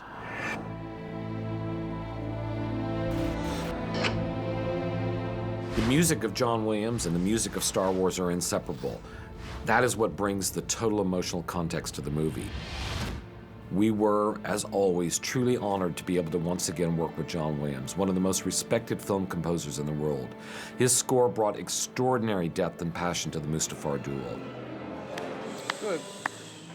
Good morning, people. We will start with 7M8. Star Wars is essentially a silent movie, and in this particular case, it's even more so because it's an action sequence. There's no dialogue in it.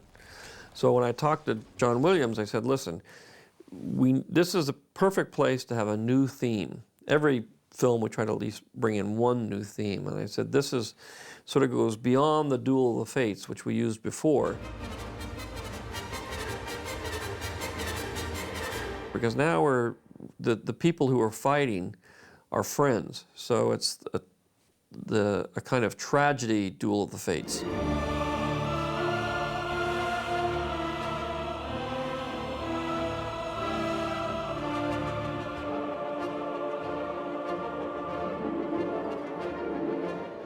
John oversees the entire process of getting the music that he's imagined inside his head out onto the screen.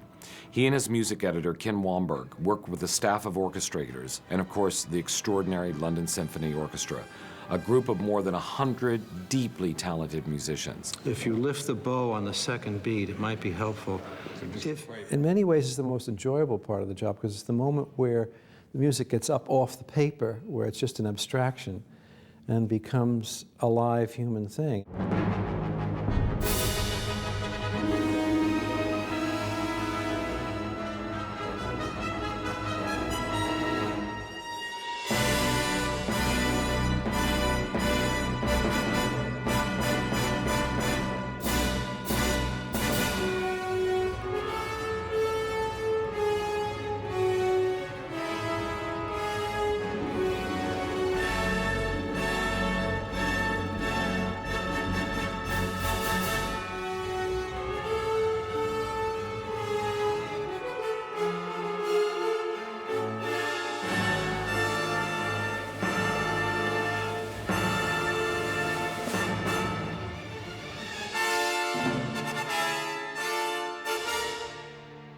This piece is beautiful. Does it work all right? Yeah, it works great. With dialogue, sound effects, and all the music completed, it's the sound mixer's job to make sense of all of it. To find just the right balance so that a scene can have the maximum dramatic impact. There's, probably 200 tracks worth of material, and those are all played together through the speakers in the theater, and you make a judgment as to how the audience will hear this, and you make adjustments. But I like the lava flow. That works. I like that part. Once he jumps off, I think we could bring the effects down just a bit, and then it's even when that thing finally hits off screen, we can bring that down too. The idea by doing it in Pro Tools this time around is that we don't pre-mix anything. At any moment in the final mix, every sound that was recorded, the individual file, is available to us. And we can bring it up on a screen, we can re-edit the sound, we can pan it or position it around the room. And so we can address the very intricate details of the sound at any moment. This has never been done before on such a big scale.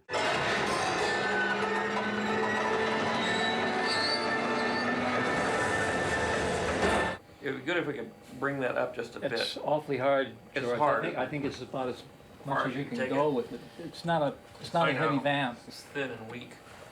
like me. The music team hears the trumpets and the piccolos and the drums, and the sound effects team just hears the explosions and the swords.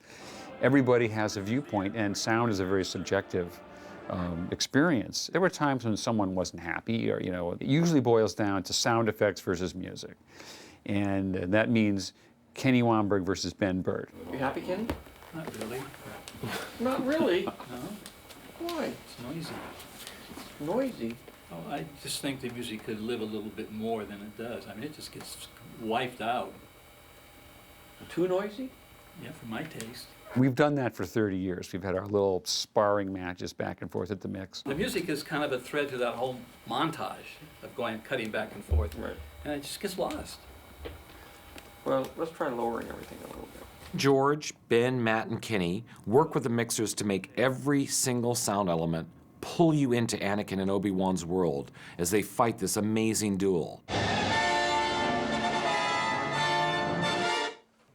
that was better. That was good. The music sounds good now. Yeah, it sure does. Are you happy, Kenny? Yes, I'm smiling. Really? Is that what that is? Now he's All right. Well, sounds great. Sounds great.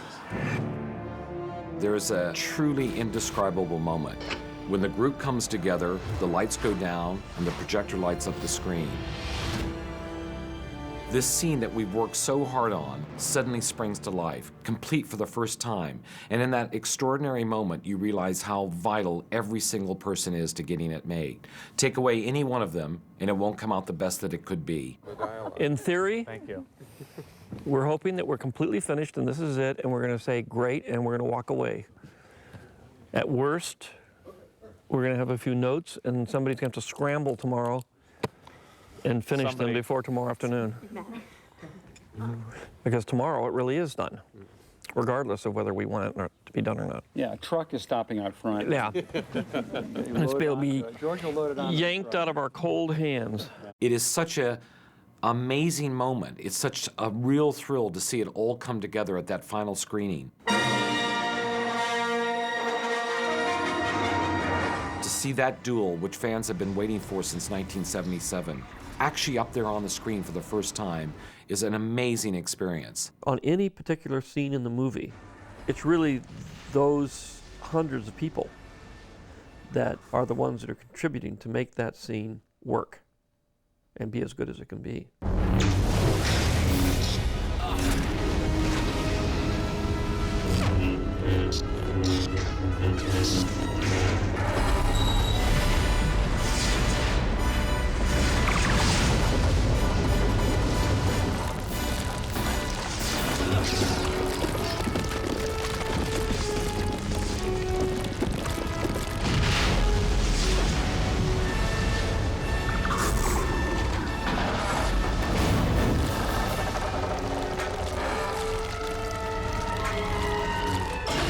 And when you consider what it takes to take 1 minute of the movie, just this one little moment, then you can imagine what it takes to do 137 more. Then you have Revenge of the Sith.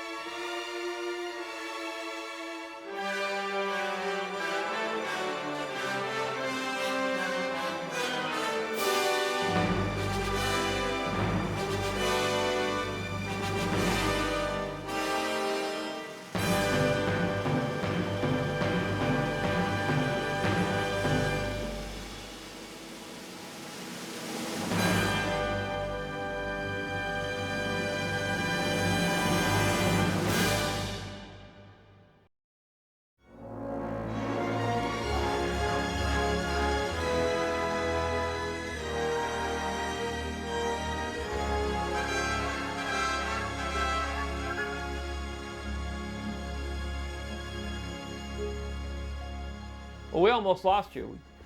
We had a hard time getting the image, but we got it. We got you. Oh, hold on. We just heard Rick coming up the stairs. How'd you lose him? Dunno. He's stuck in the traffic. He's stuck in traffic. There's the Rickmeister. How are you? So, should we jump straight in? Let's. Yep. Yeah. Padme's veranda, with which is sort of outside inside. We were just wondering how exposed that is in terms of any aging or weathering or anything. The further you go back into it, the less distressed it is. Okay, fine. We have our sort of the two prongs of the art department, really. We have the Australian art department, which is the sort of, in a sense, the filmmaking side of the art department, and then we have the sort of conceptual side of the art department based at the ranch. Oh, I'm starting to do some set elevations and laying it out a little more clearly for art directors who will be down in Australia building the set. And we have a pretty ongoing relationship all the time. Obviously, the work's coming from George at the ranch directly through to us by video conferencing maybe 2 or 3 times a week. No. But yeah, I think the draperies are getting in the way. I mean, it's interesting, and maybe we can do it. I don't know. Yeah, they're already building sets. God help me. I'm gonna have to start this script pretty soon. This is the prop making department, and it's just been set up. To bear in mind, it's probably about a week old, really. I like this one, and I like this one. Over here we've got young Rowan. He's actually in the middle of making another bale gun, the Garner gun, which is all-terrain crew. Everybody's taking the leap and focusing themselves on what little information we get each week, which happens to be enough for us right now. I mean, we're starting set construction weeks ago. Costumes have been pumping up. Creature shop is just being set up, and they'll start working on some of the creatures in the next 2 weeks. So everything is moving. We're heading for a destination that we're not sure where we're going to end up, but it's a good and exciting time right now. I think it's great. It's going to be a real challenge to do this fight in there, but hey, Nick has to have something to do. Boom. Yeah. Just so it goes across him a little bit. George usually gives me sort of free rein with the fights. I mean, he oversees everything, but we have come up with some ideas. George hasn't seen them yet, so what we usually do is try and test shoot everything, cut it roughly together and send it out to the ranch, and then hopefully get the okay from George, and then we're good to go. We just have to be careful of that wire work, because it looks like, I don't want it to look like wire work. What have we done to this? Hello. There you go. A first draft. Official first draft. Of course, there's a lot of cheating in there. A lot of they fight. What I want to do with Obi-Wan is I want to give him a haircut that's somewhere between where he is there and where he is here. Now the beard's really short, all around here, completely trimmed, and up here very... And that's way up there now. Oh, now the hair's, it's like, really high forehead. Yeah. We might put, again, a few little gray splotches down in here, right, these two right here.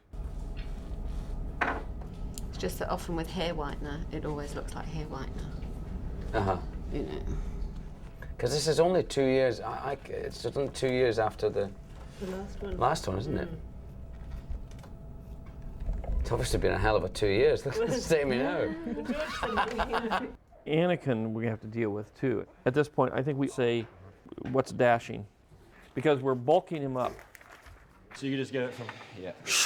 Hayden's had to work out really hard, so he'll do 6 hours sword fighting, and then he'll do 2 hours of training, and then he eats about 6 times a day. I think it's too much. Too far? Yeah. Let's let his hair grow. Spin around the other side and do a profile. Anything like that? We want that. Go for it. I mean, that's sort of the same. His hair is still a work in progress. 2 days ago it was quite long. We had the little ponytail thing happening. Yeah, I'm just afraid that he'll see it and go, that's what we're going with. Okay. All right, guys. Have fun. All right, Have a good one. Yeah, blast. Good luck. It'll be hell until I get back, and when I get back, it'll be worse. All right.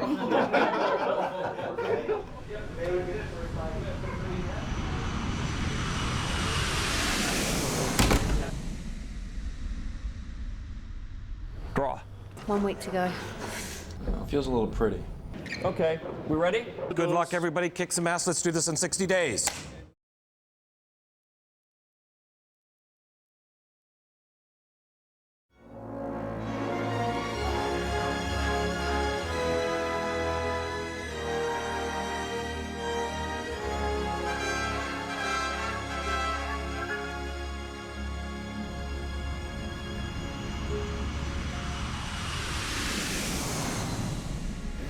Home sweet home.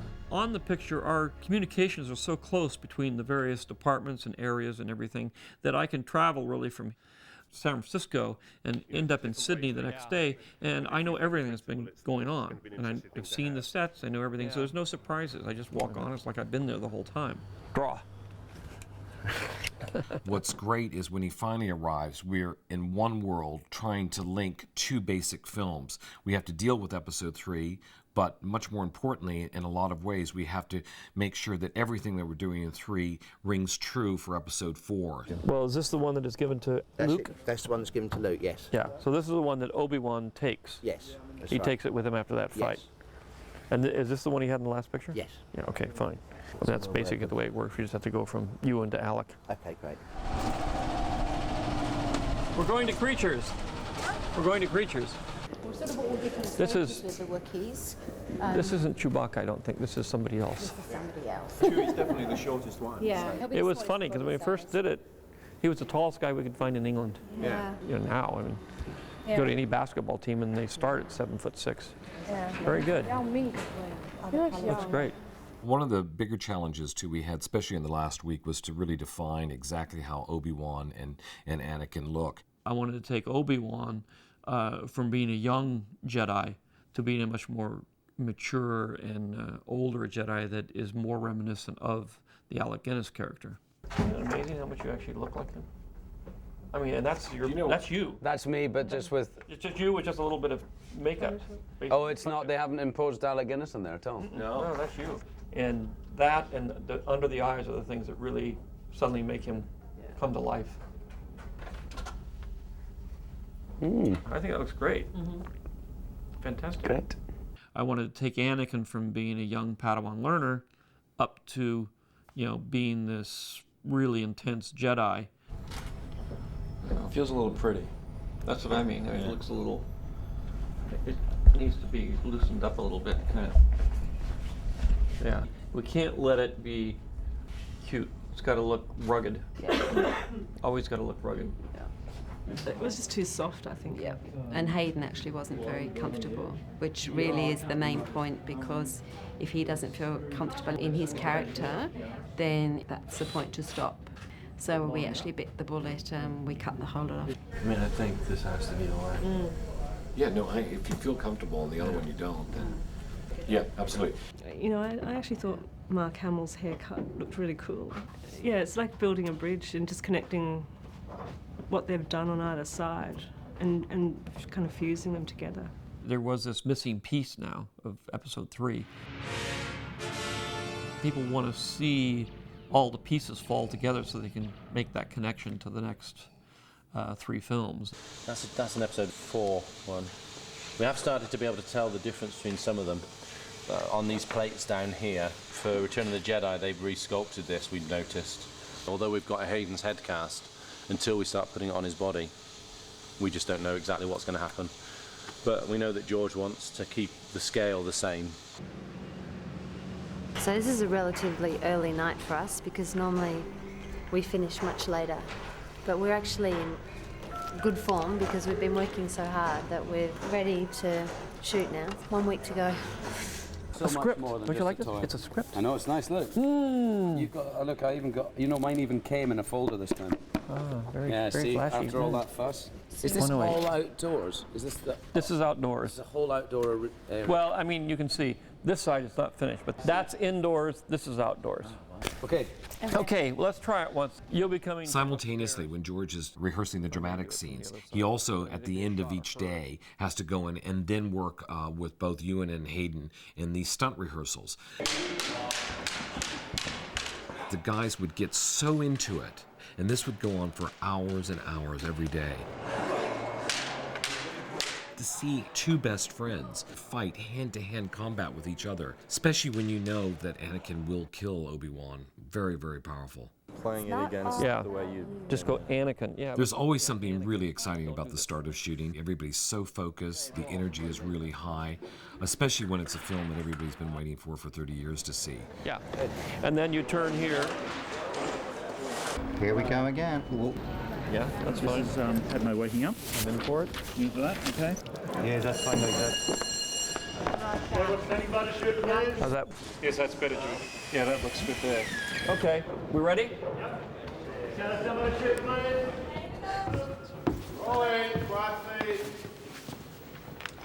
V23. A camera, good luck everybody, kick some ass, let's do this in 60 days.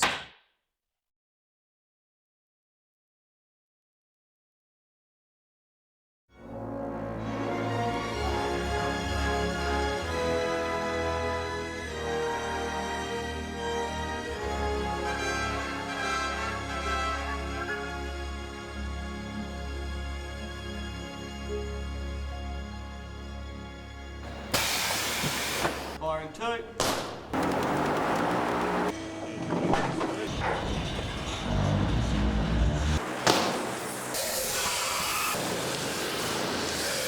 Special effects is never easy, put it that way. I've been doing it for 23 years and it's never easy.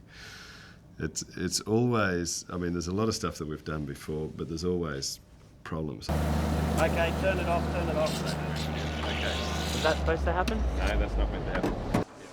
Okay, yeah, rehearsal, here we go. And action! We deal entirely in the real world. What can be shot in camera can be a huge cost saving. And they'll run in, and we'll be going up, and they're going to grab onto that wire and stuff. Now, how are you going to do that? We've got a practical one that pulls out. Digital technology is just simply a different way of recording the material, and then a different way of manipulating it after you've recorded it. If he held on with his right hand and held on to Obi-Wan with his left hand. Okay. You've got to hang somebody upside down. It's very hard to do that digitally. It's nothing like having a person actually hang upside down to make you believe that that's what they're doing. And great. Well, that's the right idea. There's various shots in this film where we're using scenes with water shot in a pool, and we had to create the waves because to create the waves using visual effects would have been a terribly expensive exercise. Okay, let's stand by. The actors in, please. Ewan? Yeah. Let Hayden get a little bit ahead of you like he is right now. You're still interested in performance, and you have to work very hard to get those performances. And in a lot of ways, the easiest way to get a really great performance is the old-fashioned way. If you have an actor that needs to be in the water, then they actually have to be in the water because they have to get wet. There's just a lot of interaction between reality and the actors and a lot of other things that aren't going to change. You have to still make it appear that the environment is there. Okay, and cut. Yeah, he doesn't. I just want it to go up one notch. One notch. Do it right away? Yeah. My sort of greatest pleasure is when it really doesn't get noticed that it's gone so well, you know. Like it's when something goes wrong, it gets noticed. Now let's get a move on. We still have a battle to win here. Ha! Yes, sir. I do pitch, which is basically an up and down movement. And I do the yaw movement. I'm Kerry and I do the roll movement, which is obviously that. You stand there and you have another thing. The animatics were to give us the motion so that we could basically copy that into a physical movement on the gimbal. V100 Frank, take one, B mark. And up. Set. And action.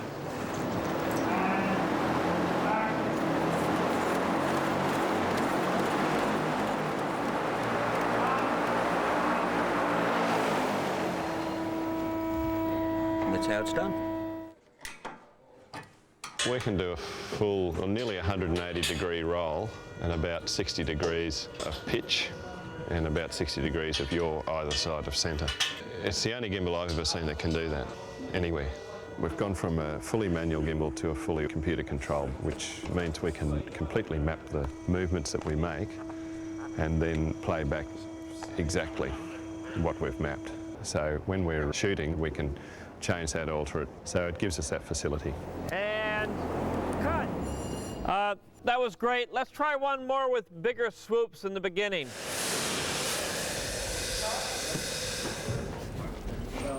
We've got liquid CO2 bottles running onto all these different various outlets we have here. We've got guys underneath the stage on the other side operating those, and as the actors come past various points, we can put up a steam jet of varying shapes and sizes up to about 3 metres high. Yeah, on The Matrix we spent a long time underneath a particular set, I seem to recall. It was like days. I was under there for a couple of days. It's all right if people keep bringing you food and cups of tea, but you sometimes get forgotten about under there. Somebody shoot, please. Set. Okay, fix up. Action.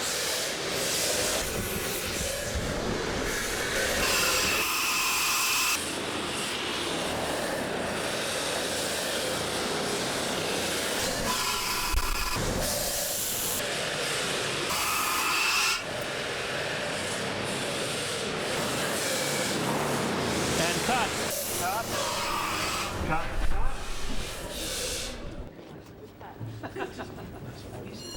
And they think that ILM does everything. We still do it a little bit. Thank you, everybody. That's a wrap. Yay.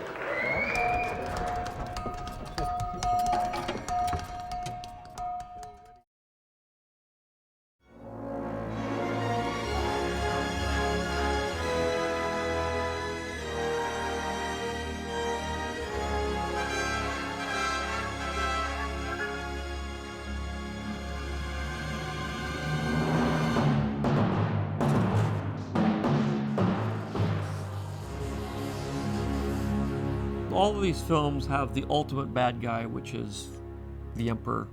But in addition to that, there's the sidekick, be him Darth Vader in episodes 4, 5, and 6, Darth Maul in episode 1, or Count Dooku in episode 2. So we're always trying to work with a sidekick, an apprentice to the Dark Lord. All right, what scares you, Ryan?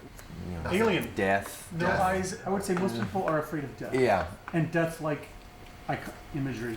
And like, I think what made Alien scary was no eyes, like teeth. But this thing no, has to act. No face. It's not I just know. a That's what I'm predator, saying. That's yeah. what was scary. Most people are afraid of insects. Insects, eyes, mandibles, teeth, like that. Yeah, and he didn't seem like he was opposed to it actually being a droid or not being a droid too. So it could be a number of things. As long as it's scary. That's what he said.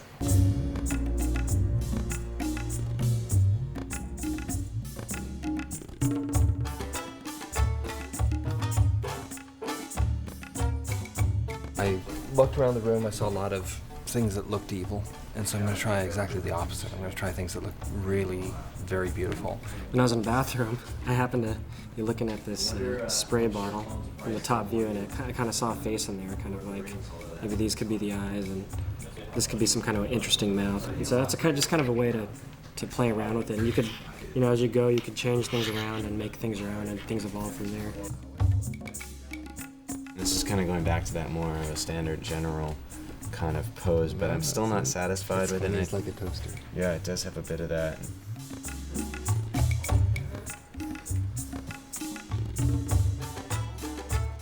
If I'm doing something like this and I want to understand the pose better, I can stand here and do that if I get back far enough. And I can actually try out variations on it. I can put some lighting on it. I can see, what's the most dramatic thing for the pose I'm trying to do. It's really embarrassing sometimes when you forget you're in a room with people and you're... How old is he there? I don't know, 8. And maybe he doesn't have to be human. There's so many ways you could slice it. Yeah, but I like that shape.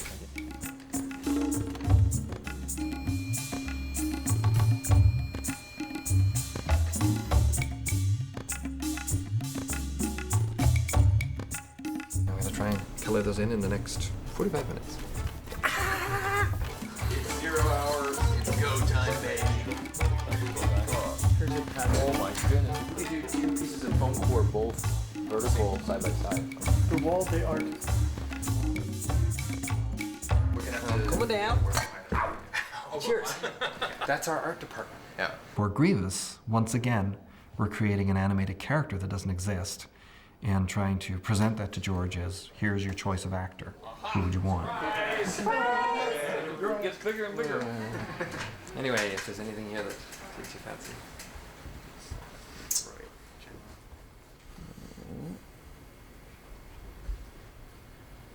I'd be kind of careful that we don't recreate Darth Vader here, since he sort of shows up at the end of the movie. Although, the ultimate scary guy, a kid. He's a video Spoken. player or something. Is somebody a parent? the ones I like the most. I like these one and these one. And I could like these if we went with a droid. Some of this gets a little devilish. So it's got to be threatening. It's got to be something. I don't want it to be Darth Vader-like. I don't, you know. This at least you really know it's a droid. Do you want to see more, or do you want to develop these? Well, we'll give a chance to develop these. I mean, you can see some more. If anybody's got any ideas, I'm always open to ideas. Okay. The art department team, I think I've described before, is very much like a jazz band ensemble, where you know when it's your time for the drum solo. At the last minute, I had one little sketch I had started before for an idea for the Droid General. We had a little bit of time yet, so I just finished marking it up and I handed it over to Ryan Mendoza. And sure enough, like during the meeting, George went straight to that one and said, "This is the one." This guy, with this has human eyes, or not human, but animal eyes, that would move around. You actually get to see the whites and get to see that it's an actually organic thing, which might be really ugly. I came up with the idea of General Grievous as a leader of the droid armies. He's kind of a little bit of an alien in a droid shell, which is sort of an echo of what Anakin is going to become. Warren's actually made the icon from this film. But you don't know what it means, and I kept telling him, remember what that felt like, because you're going to be telling that story for the rest of your life.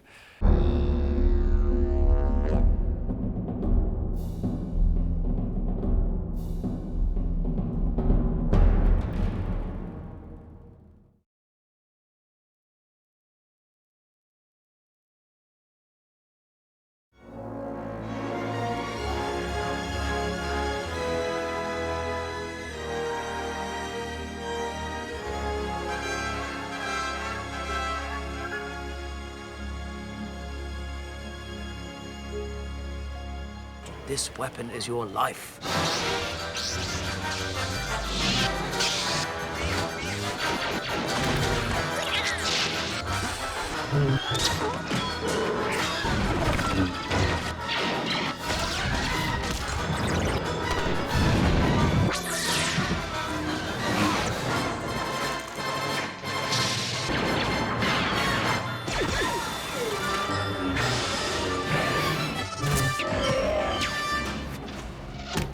Each culture has to have its own kind of weapon, which reflects the ideology of that particular culture and what they think about and the way they do things. And so you end up with a very large variety of different kinds of weapons that exist in this fantasy world. Drama is conflict. Conflict means violence of one kind or another, something that we live with and something that we should be familiar with since it's part of our daily life. This will be a hand pistol. So there's the size of a hand pistol, so as you can see they've got rather large hands. And the next step will be to make a 3D mock-up of that and then progress from there to the final prop. Because Star Wars is such a... nobody's supposed to know about what we're up to. Basically, we literally have to make everything in-house. You know, there's a lot of us that want to get it right. This one, it was sculpted by one of the sculptors downstairs. That's the organic look to it. One of these was made, again approved by George Lucas, and then we've produced 6 or 7 of them. We started off with that to get a size. So there's your handle being started to work on. The gun has always signified modern society and modern weaponry and sort of the more impersonal kinds of fighting, which is personified by the droids and the clones, ultimately. So that's what you end up with. You unscrew that, take it out, and there you have it, a gun. So here is a very, very light one made of just light resin that they can fling around. It's not particularly strong. This is a foam one. As you can see, I'll show you that. No, don't.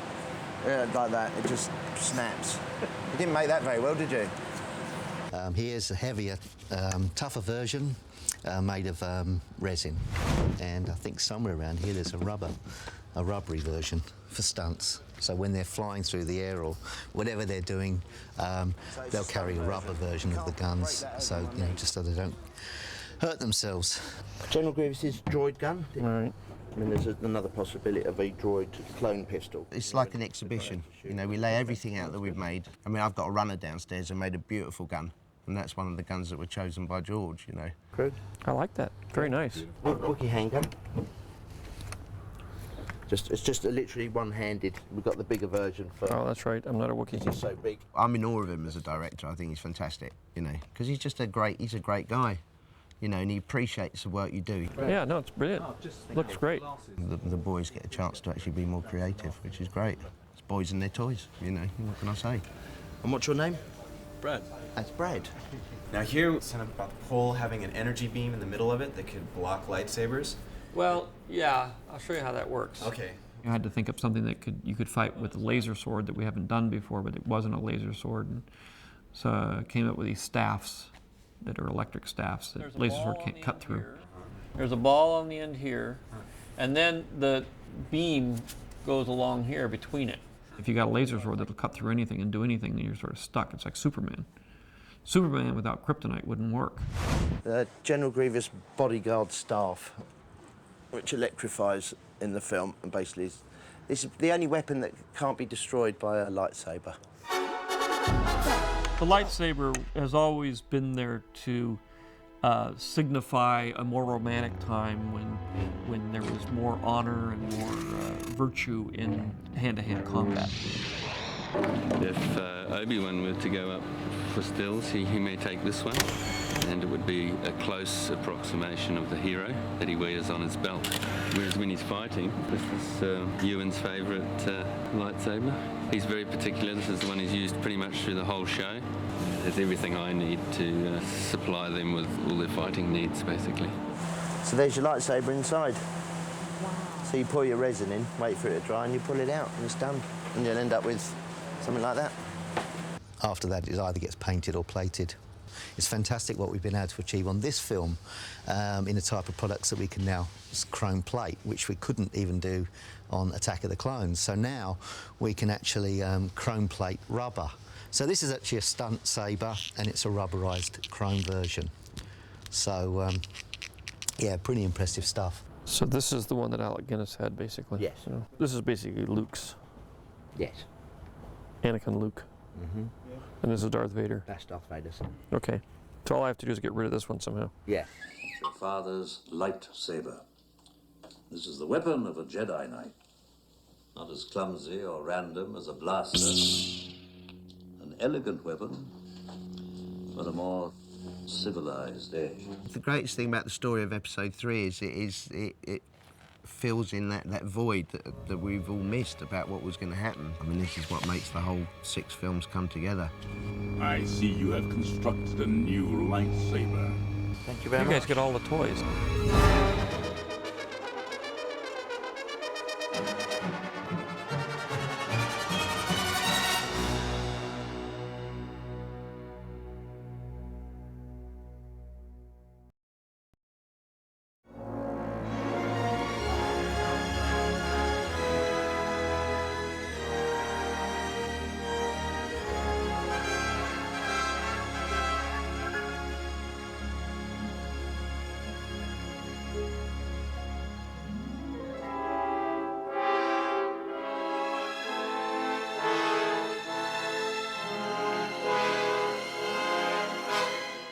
As we go along in each picture, we are learning more and more of how to shoot with digital technology. And action.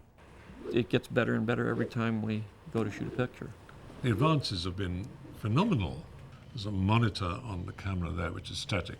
There's a monitor on the crane. There are all these monitors scattered all over the place. We have what they call the video village here, these big plasma screens. Every time we move to a different set, they set them up for George, and there's sort of little theater of people out in front of it, and I'm one of the people that sits back there, and it's great for me. What he's seeing is what you will see when you see the movie. Thank you, Captain. Rest well, my lady. Seeing a larger size image is much more helpful because you can see detail. Not only is it just to see the camera angle and see what's seen and what's not seen, it's also from a cosmetic standpoint with C-3PO, even with R2, the reflections that you'd see and what you can get rid of. Also, the other thing that's becoming much more common is we shoot 2 cameras on Star Wars every day, all day long. Film cameras, of course, have had video taps for a while, but they tend to be black and white, and they tend to be on small monitors that only the director viewer, who has to hunker over them, is staring into. If we were looking at a black and white image that big, we would miss all kinds of things that we see when it's this big and it's full color and high resolution. It's fantastic. It's just fascinating to know that you're working with somebody who's at the cutting edge and who's pushing that envelope. We're a little ad for plasma TVs here. But I'm envious. But it's great because everybody gets to see, you know, all the makeup people, they can see whether there's something wrong. They can actually see it and go and fix it. Every time we were looking at the screens, we could see all the imperfections, and we would fly up and, you know, as I say, sometimes get the scissors out, clip off, or a bit more product, and that's what it's all about. So, you want me to try the other camera in there?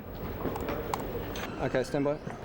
Video assist is a really cool job because you get to run around with a whole bunch of fun gear, and then we record the takes and we play them back and people analyze them. That was great.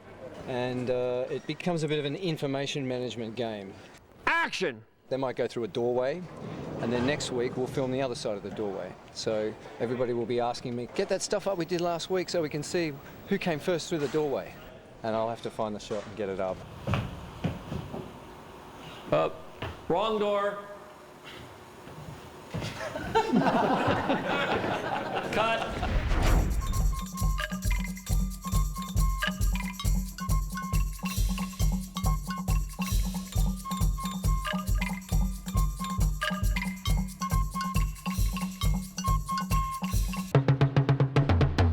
Personally, I don't like video assist. I've always felt that it was something that removes you from the actors and from the performances. But these monitors are so huge that when you're in anything close to even a medium shot, you can feel the actors. And so you can be on the other side of the stage and feel what's going on. Great. Cut. That said, it's been really interesting to see George in the crucial moments get out of Video Village and go over to the camera, because it was like he was tuning into what the actors were doing, because he knew that they needed that. And you go into this door right here. That door. That door, the red door. David? Oh, David Tat. Are you happy? In a way, working with film, you're shooting blind. So you're less likely to take extreme chances. But working with HD, when you can see pretty much what you're going to get, you can be much more accurate. So you can take more chances. You can, if you're going for a very high-key look or a very moody look, you can push it to the edge, right to the edge, before you drop off. They'll always say, great, takes 2 seconds. Only in ILM do they say, no, that's too hard, we can't do it. I was about to say, I'm glad you said that, though. What we would normally do in a film movie, we'd shoot all day, and the next day at lunchtime, they would have the heads of the department meet in the theater, and you'd sort of eat your lunch in the dark and watch the dailies. That's what I've done on all other movies. With this, George can replay the stuff instantly on a nice big screen, and he can make a decision right there on whether he got the shot or not. That was a little tricky getting around there, wasn't it? We may have to go faster. We'll try one more right away. It's just much easier for the filmmaker to do his job. We can even cut the stuff on the set if we want to. And we have, so I could see whether a take was working or not. And then you can send it up to editorial, and they can cut it and do things literally in the same day. You don't have to wait while it gets back from the from the drugstore. So we're striking sets so quickly the next day because we're not waiting for any kind of lab results. I think that the turnaround's very fast. Because of the great technology that's happening here, it does make the days, in terms of the workday, a little bit easier on everybody. So, yeah, there is a kind of calm here. Good morning, Katie. Hey, Dad. Callum, could you go to the end mark for a second? Hi, how you doing? It's fine. Welcome home. Thank you. Because of his love for it, he's trying to take it to another level. And now to come back on this film and see, like, the next generation, he's really pushed the limits of the industry to further the art of filmmaking. And action.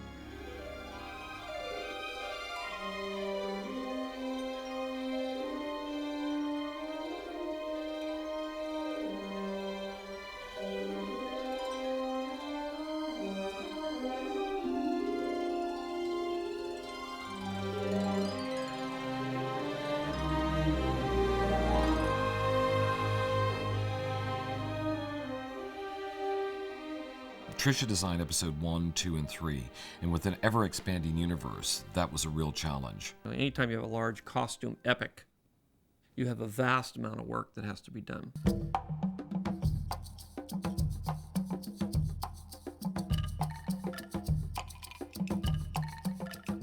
Tricia Bigger is just like incredible what she has done with all of the costumes on this particular film. They make you feel regal and noble walking around in them. I really think that Trish has done a phenomenal job. I mean, if you look at Padme's costumes, oh my God, and the materials and the detail in them.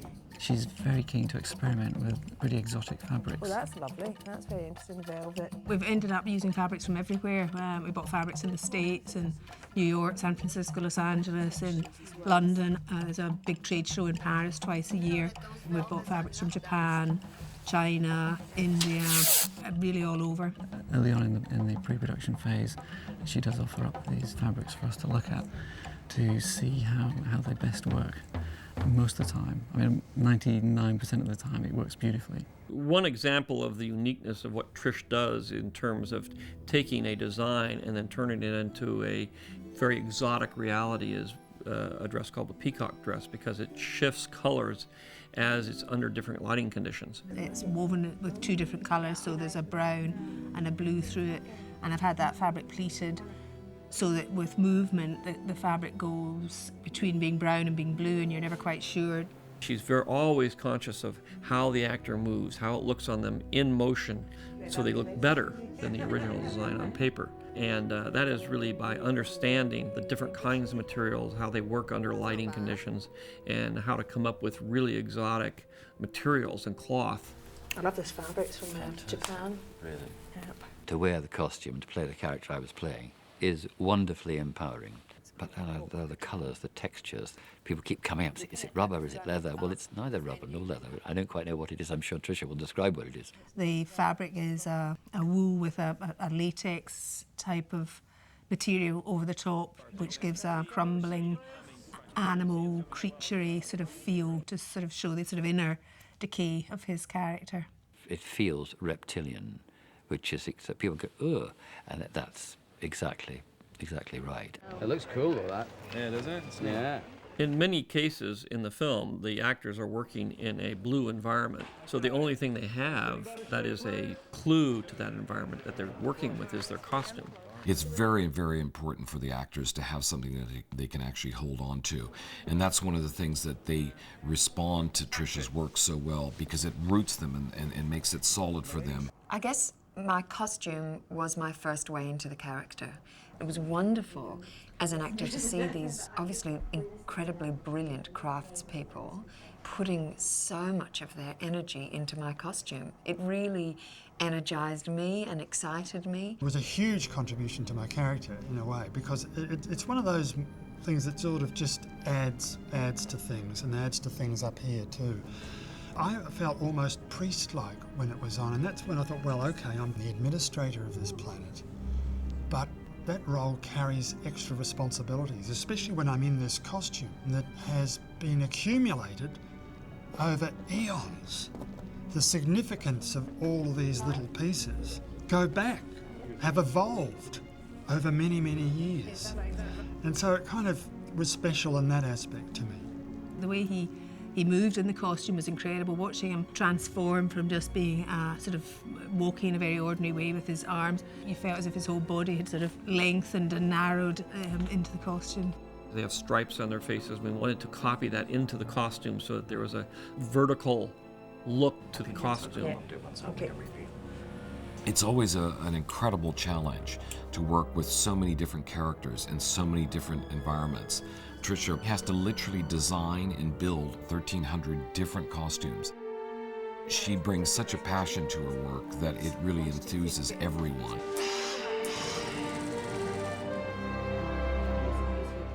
She's a very positive force on the set, and she's the best I've ever seen, really. And at the same time, she's a dream to work with, which is unique.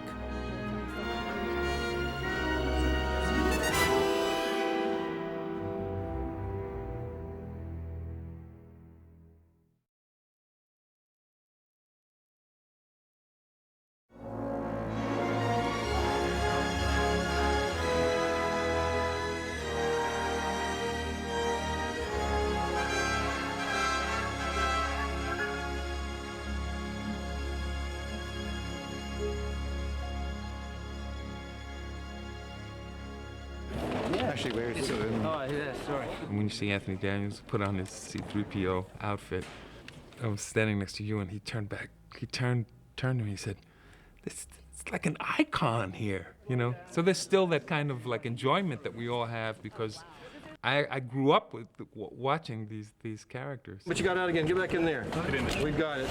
We have something. I was on set with C-3PO, and it really took me back. I really remembered what it was like to be 6 or 7 and watching these films, and I felt the excitement of being in them, you know, now.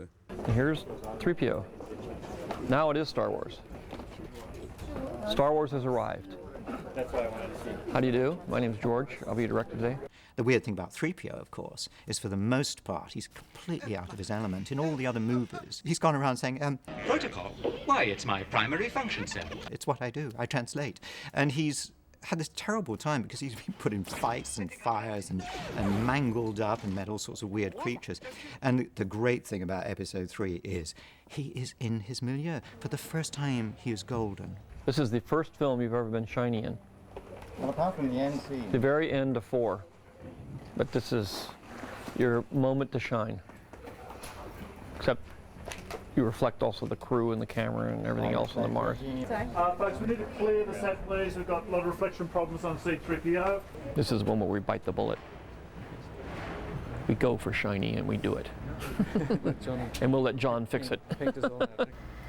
This area here with all the darkness against the gold is actually a cameraman, and this is his camera. You can see it muddies up the clean, reflective look of C-3PO. This shot took about 2.5 to 3 days. Constant frame-by-frame painting, sampling from different areas. Eventually it's a combination of recreating each frame, sampling from a frame that's completed, until at the end you have the completed shot. It's kind of ironic. He was one of my favorites when I was young, so it's just very ironic that now in my 30s I'm painting on him. Thank the maker. This oil bath is going to feel so good. 3PO has been the sort of, I think, fall guy or the funny guy throughout all these movies, and humour's been a big content of the saga. And in this one, really, there isn't that much, because this is a pretty dark episode. And going through lines with Ewan, and to feel the depth in him of the pain that is happening, it's really quite a thrill after all these years, sort of wandering about going, oh, hello. It's actually been quite refreshing.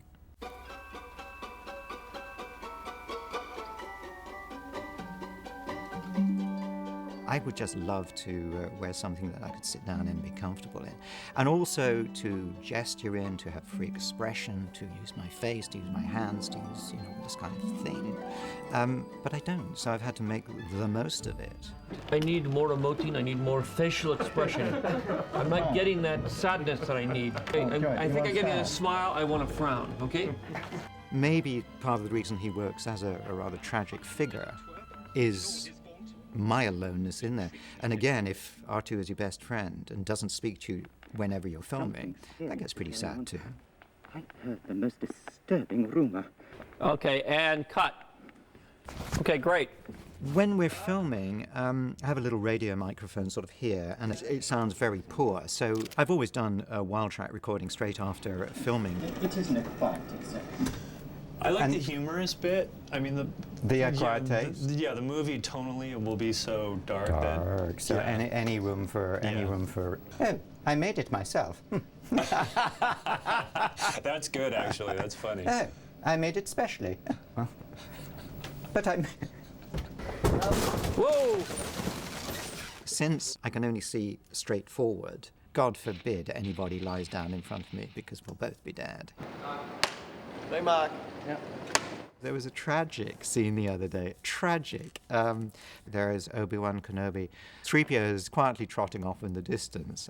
Now it's their close-up, and they're talking very seriously. And suddenly,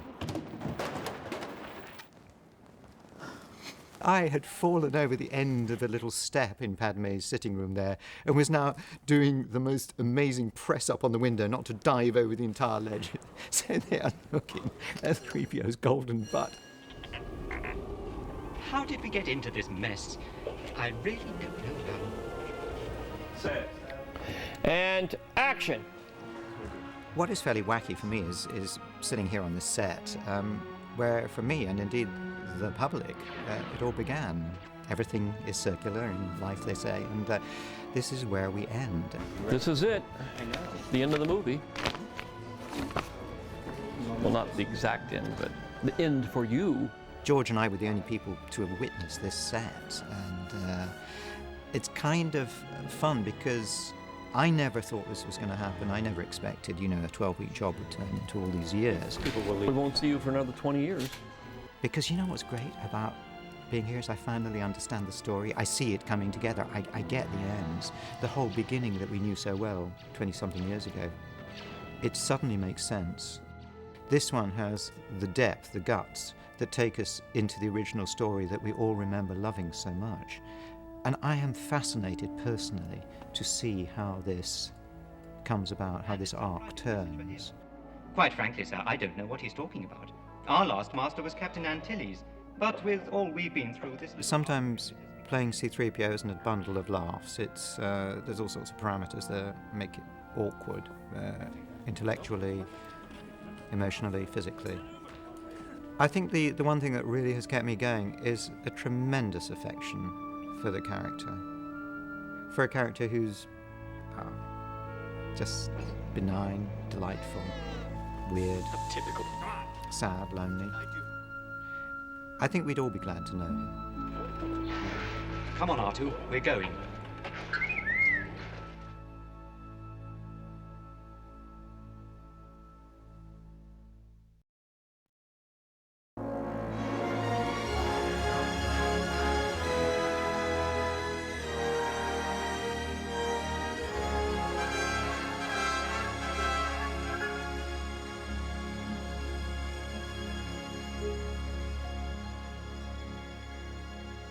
We knew we only had 11 days to actually achieve everything. We had about 500 shots that we had to complete. That means that virtually every 20 minutes the camera is being moved to a different location. You're reblocking, resetting up, relighting. So it was a very intense period.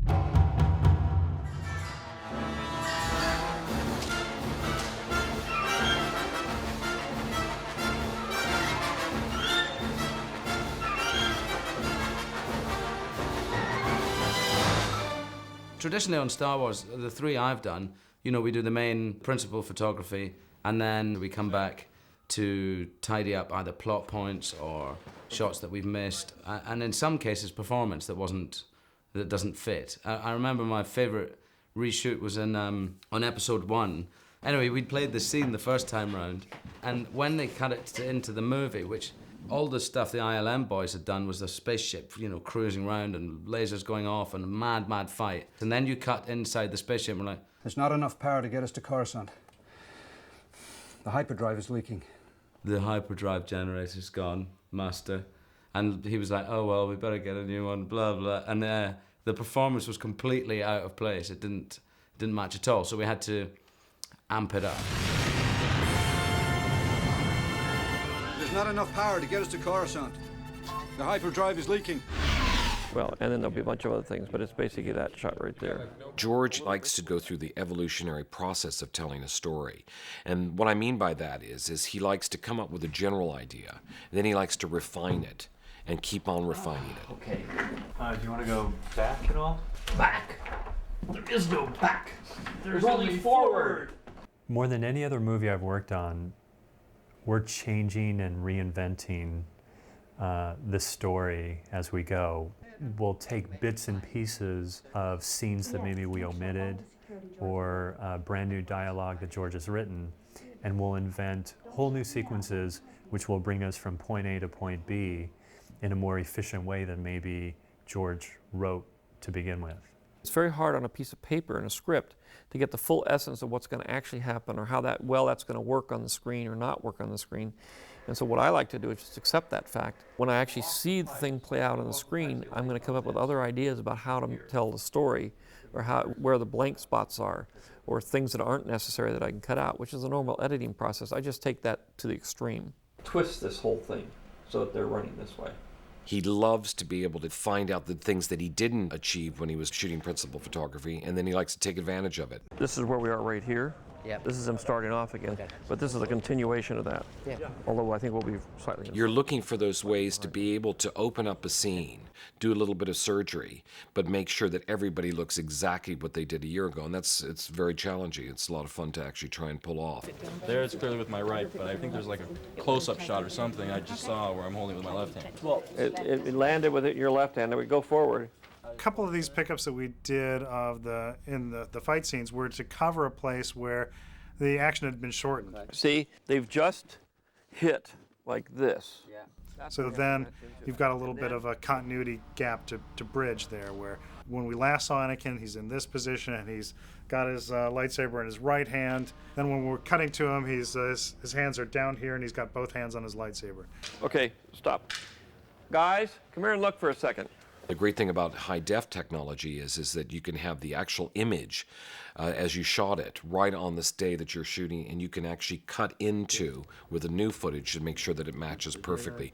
What we tend to do is constantly having to make sure everything we shoot now will fit with what's been edited in, and the easiest way to do that is just constantly play it back, constantly use a lot of reference, making sure that everybody knows that this is how it is, so when they go away they get everything they asked for, really. Yeah, well, but we're picking it up there. We're actually picking up before that shot.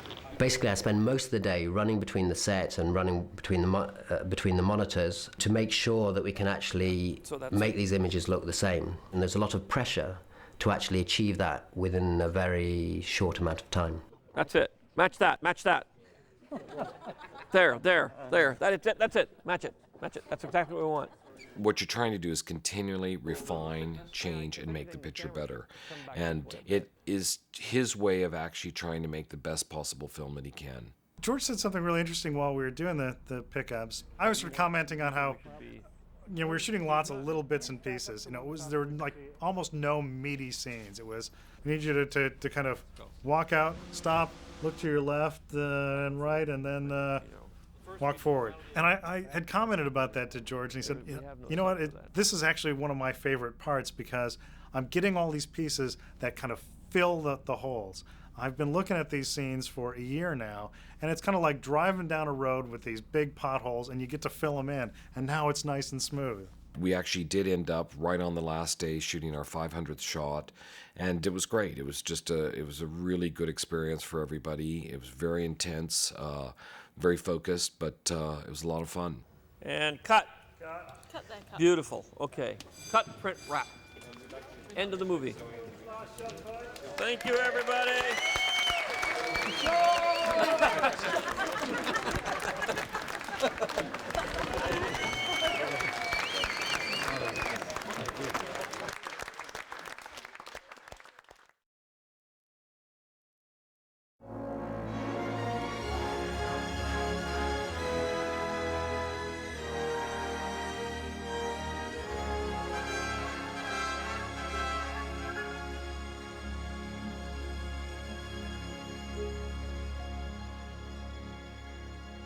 Good morning, Mr. McGregor. Morning, Mr. Lucas.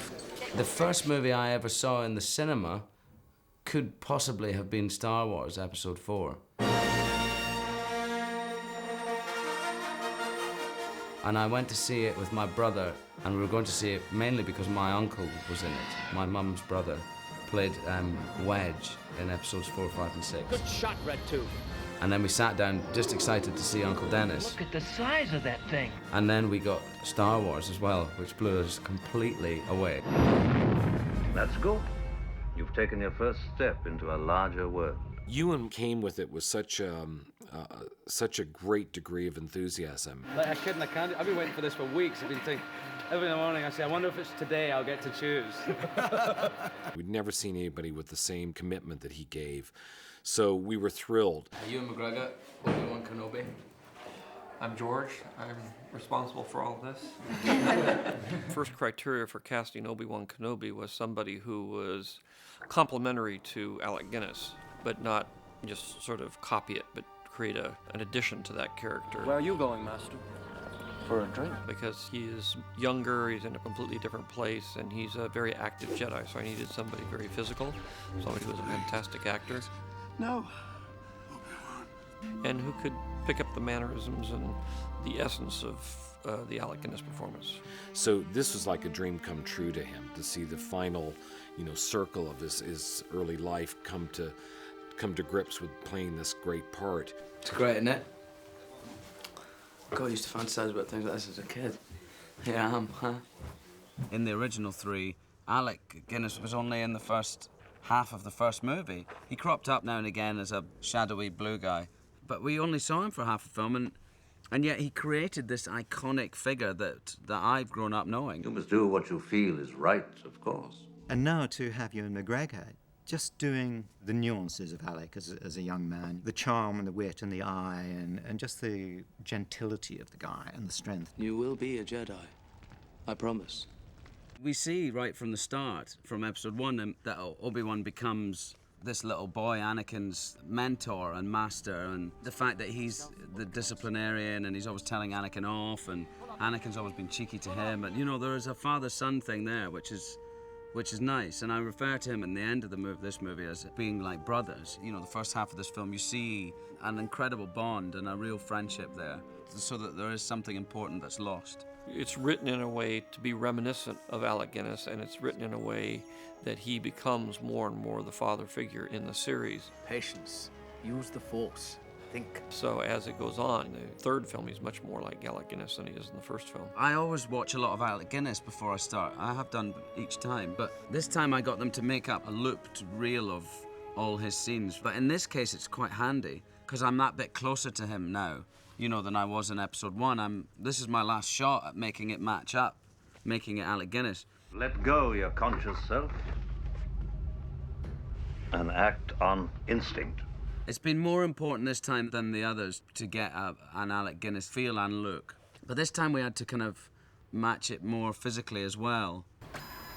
So I have done Photoshop Composite where I try to take Ewan and turn him into Alec. They have almost identical eyes. They have the same grooves here. The mouths are in exactly the right place. They say this triangle is the most important thing and it defines your character. And on the two people, their characters, that triangle is exactly the same.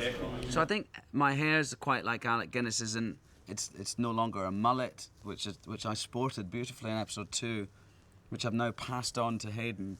He now carries the mullet flame, through episode 3. Is he wearing a big Jedi mullet? Yep. Top man. But the continuity in Alec Guinness's look is absolutely all over the place. That looks like someone else pretending to be Alec Guinness. Yeah. It looks like the whole hairpiece is just swiveled. What hairpiece? Not that he was wearing a hairpiece. Alec Guinness didn't wear a hairpiece. Sometimes his hair's here, sometimes it's down here, There's not a great deal of continuity going on there.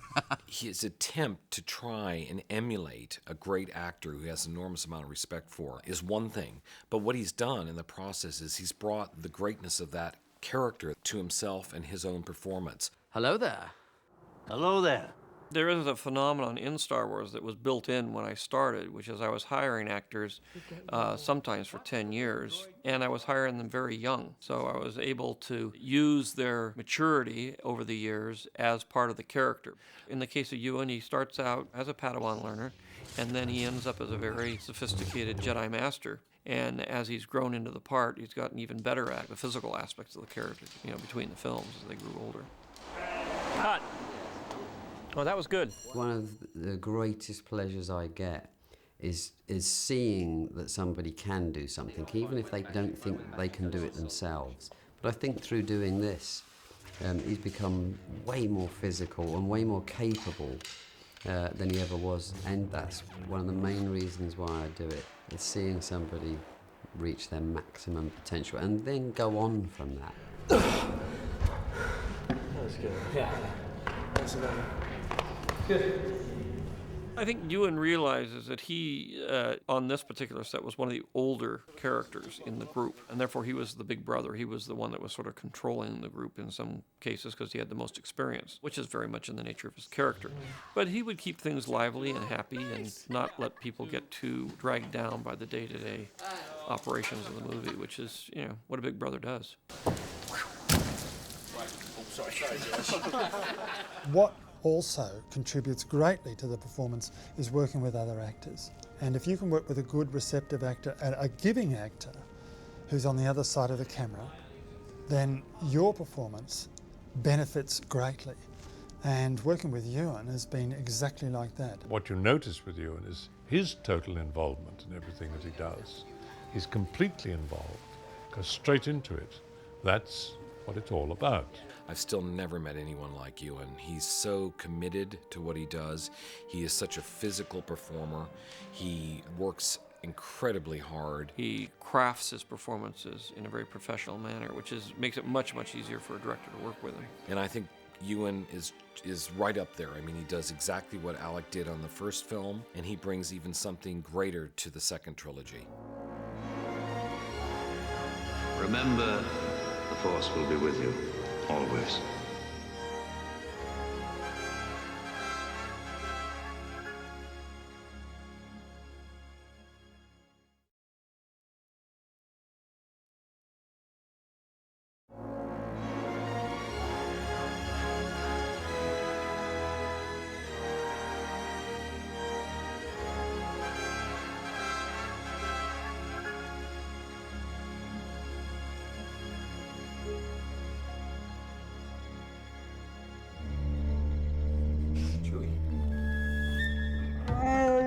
He is a teddy bear, and he's a security blanket at the same time. A Wookiee will always be there to save the day or pull you through the scrape at the last second, so that's kind of what we are. He's just a noble, strong animal, but a good, kind-hearted creature. No, I thought I'd be something else, but never a Wookiee in Star Wars. Never in my life. Wookiee's back. I was always big when I was growing up, and therefore I was taught that a big person can hurt a little person. So, using strength is not always good, and this is part of the Chewie character. And you'll find this with a lot of big guys. They don't like to hurt people. Come here, you big coward. Chewie, come here. Peter Mayhew is Chewbacca. I mean, it's very unique the way he has created the character and the way he walks and the way he tilts his head and the way he looks, the way he uses his eyes. You can't put anybody else in the suit. You know it's Peter. I hadn't worn the costume for 14 years. Get in, put it on, Chewie becomes a character again. Excellent. How do you feel? Great. Back home. Back home. Chewbacca has to look like Chewbacca. I mean, there's no doubt about it. And nobody wants to do a character from Star Wars and get it wrong, especially one that's so cherished by so many people. So we've had to basically body cast every single actor who's playing all the Wookiees. So that means not only full body cast, but full head cast, hand cast, feet casts. And then we've had to produce fiberglass versions of those so that we can build up the muscles and the muscle structure, and then build all the hair suits and everything that's got to go on top of that.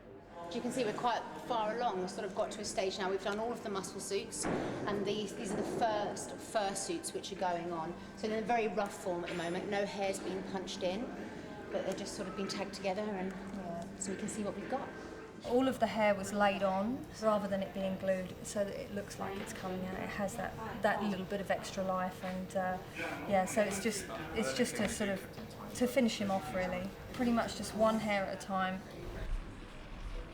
The only thing, in fact, that I ever felt that we could improve was that when Chewie's face is at rest, it's completely still, because he has to actually open the jaw to make anything work on it. So what we've done is we've made an override system so that when the mouth is closed, we can remote control the lips. It's just small, subtle stuff that you couldn't have got before. But we've just added a few surveys into it so that we can actually just do a closed mouth snarl as well. So we'll see how that works. Having done that, it means that I can do what I want to do, and you guys outside can either embellish it or leave it alone, or what, it should be okay. This is where I started with them. Yeah, so this is just so you could see what Peter was able to do. Chewie's actually way younger than all of you. You guys are the senior warriors of the pack here. And Chewie's just a little kid in this movie, and he grows up to be an important Wookiee later on. Rob Coleman, who is the director of animation, like everybody on the picture is a frustrated director. So I think whenever we get a chance to let people get some experience at shooting live action, it's always good for everybody. Okay, and action! Cut. Okay, that's good. Robert, you're spot on. You're doing great. Yeah? Believable conversation. Thank you. Oh, this is good. Well, I'm having a conversation with movie that doesn't exist, and I'm actually enjoying it. See? Welcome to my world.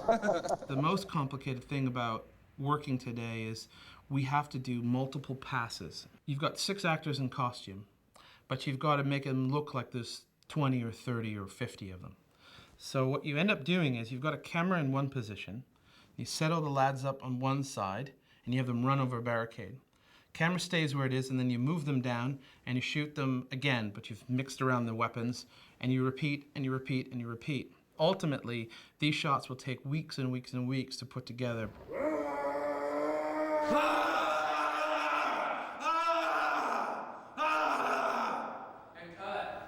Good, select. These are all live action. They've actually been shot. Oh, We're going to cool. be each of these things.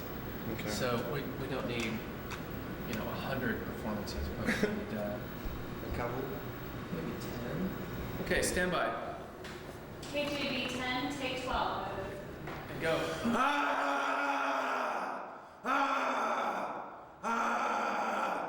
So we can see that this fellow is one of the most active performances we have, shaking around. We wouldn't want to put him right beside himself, so we've mixed that up. So this guy's just shaking his hands. And then real Wookiees, and right behind them digital Wookiees. And when you see this in HD on the big screen, you cannot tell the difference.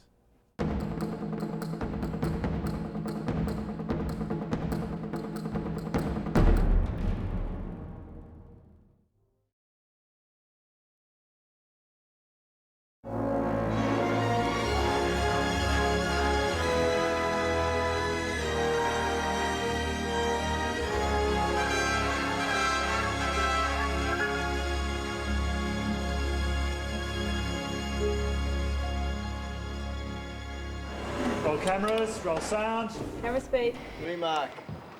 Ready? And action! Cut! Let's try one more. Once again, please. And action!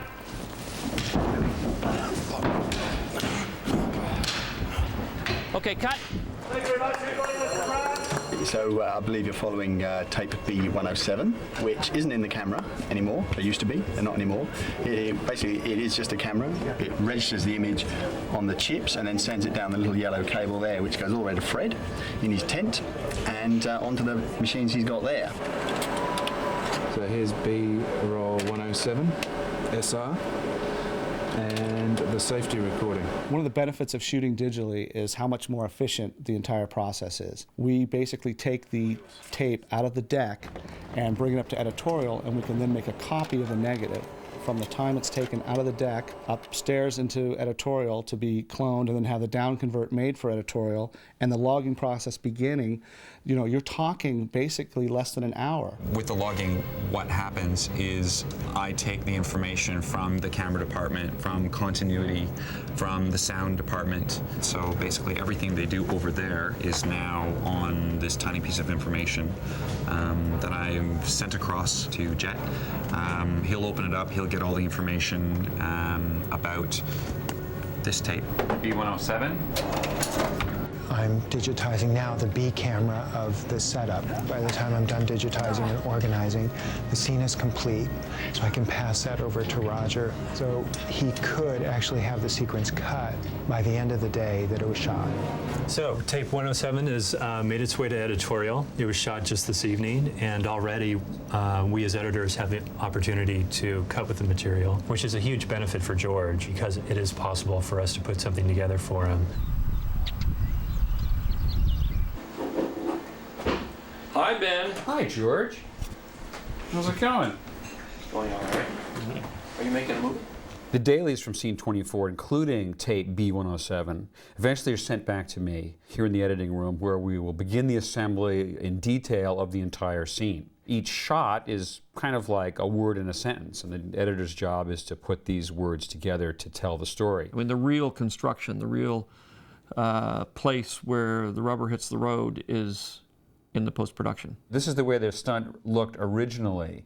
The stunt double is supposed to hurl Obi-Wan, and of course Obi just sort of spins out of frame. He just sort of turns. We're saying, okay, well, we really want to change some things here. The way we've cut this fight, we'd like to freeze him and put in a backdrop so that he disappears for a moment. I can take that freeze frame of him and animate it such that it flies out of frame, so that the motion cuts with him going over on the floor. And when that's completed, the shot goes off to ILM, and they will start over, taking as a cue all that's been done up to that point. And that material comes to our editorial here at ILM, and they give us crossover sheets which basically say this element is going to be brought online and it will be on our servers. And we then have access to the B107 reel. In this particular shot, we're going to have to put a digital Dooku head on, and we're also going to have to create a digital Obi-Wan. Here you can see we start putting in the cloth sim. So we're thinking about how the cloth is going to be reacting to the throw. And then here's the final shot. We now have a digital Christopher Lee head, and we have a digital stunt double doubling Ewan McGregor. The fight that takes place on this bridge that B107 was part of, every single shot in this fight has some kind of digital addition. So once we get the final shots from ILM and it's cut into the sequence and context, we screen them down here in our theater, and once he signs off on it, what would then remain would be to color time and then to do the mix and then make prints. And at that point, that's when all the fans get to see all this hard work that they've been tracking.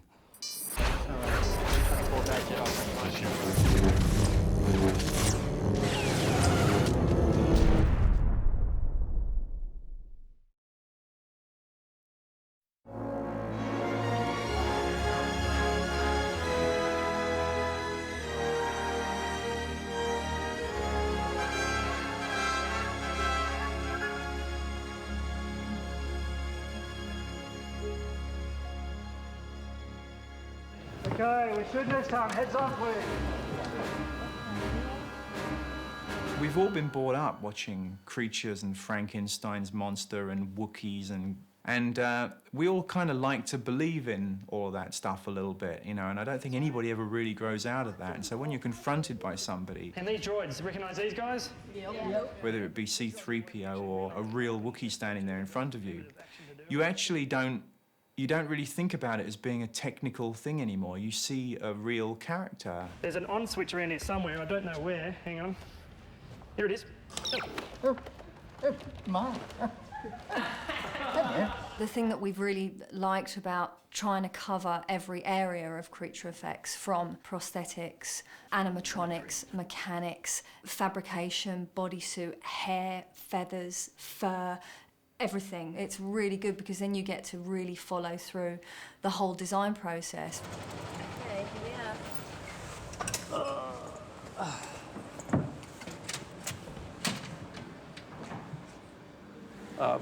Something that I'd seen, which was a kind of, I mean, originally what I saw was a kind of scarring, but it's like perfectly symmetrical little ridges that just came right, if I dare.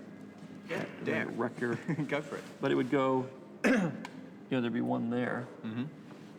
I mean, it's probably, it has a ridge on it, which obviously I can't do. And the final piece of the jigsaw came from George, who actually had a picture of a sculpture that he had that had all those striations running down the face, and he went, I want it to kind of look like that. That's what we're trying to do. Oh, wow. Okay. Stripes on the head, and then there's a back shot. I mean, we're still doing makeups in foam latex, but I guess the biggest advances that are being made now are in animatronics.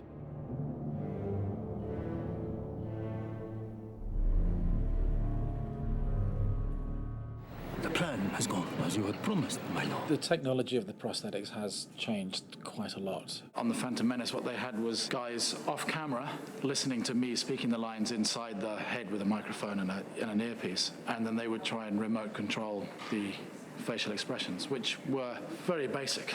And now they've actually changed the motoring, so they've got even more facial expressions. The plan has gone as you had promised, my lord. Whoa. We have, my lord. Hands off. The second time round, they actually computerized the movement of the mouth, and then I pre-recorded it, and the mouth moved depending on what I had already kind of recorded. The ship is breaking up. So the lip syncing was already done for us. Now they've even refined all of the kind of mechanics of moving the facial expressions. When you're doing something like I am, which is basically I'm not a faced actor, I'm within prosthetics, you translate a lot of the personality of the character with your body. The plan has gone as you had promised, my lord.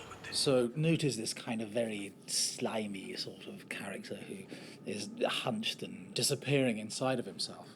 And Kiadi has a kind of grace about him, and his body is much stiller and he's much more elegant. And that's the way in which I try to portray my idea of the character through all of this, mechanical, rubbery stuff that's on the outside. Have you shut down your droid armies? We have, my lord. In the past, people were sort of willing to accept them just sort of opening and closing their mouth, and that would be enough to convince you that the puppet was talking. And people are so much more sophisticated than that now. They want the lips to actually form the words. I'm only operating three things, which is his jaw, his top lip, his bottom lip, and we have to plug in other bits to get his nostrils going. So even though Paul might be screaming, I'm hated in here, the character will be going, I'm having a wonderful time. Help me! Help me! When you're actually under the lights, under the pressure, the heat that comes off these lights is, it's amazing. And if the air conditioning has to be turned off because of sound, and all your senses are cut off, you can't really hear. And you're breathing warm air as well. So I think it takes a special kind of performer to be able to embrace this kind of work.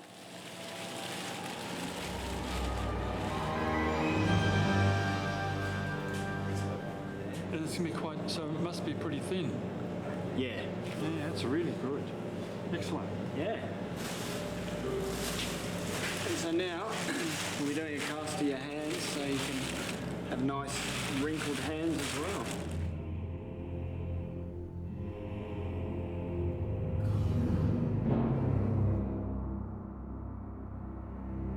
Basically, I come from kind of inside the character. So for a while, I thought of things like the wisdom of a gorilla.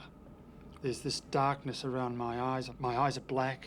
Even though they might be huge animals that could, crush you to death, there's wonderful tenderness and accumulated wisdom. And I was looking at that and I thought, well, there's an element of that there in the eyes. And then there's this aging here, that reminds me of an old man. And all this complicated information sort of zaps through your brain and through the synapses. But then there comes a point in time where you go, goodbye, and it all goes, and then you just let it sit, and those elements just come spontaneously. So with the makeup artist's help and with George's help, I found myself sort of putting together this character. What's it like without the bottom teeth? It looks okay, actually. Do you want to try it without the bottoms? Let's take them out. There we go. I like that top lip. And it's a completely different expression. It is. Yeah. I think it's better without. Yeah, so do I. Yeah.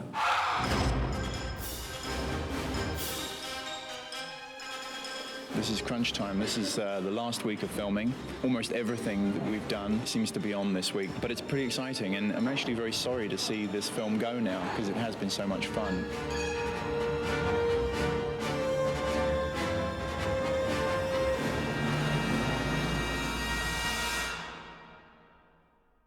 It's amazing how ugly they can make these things these days.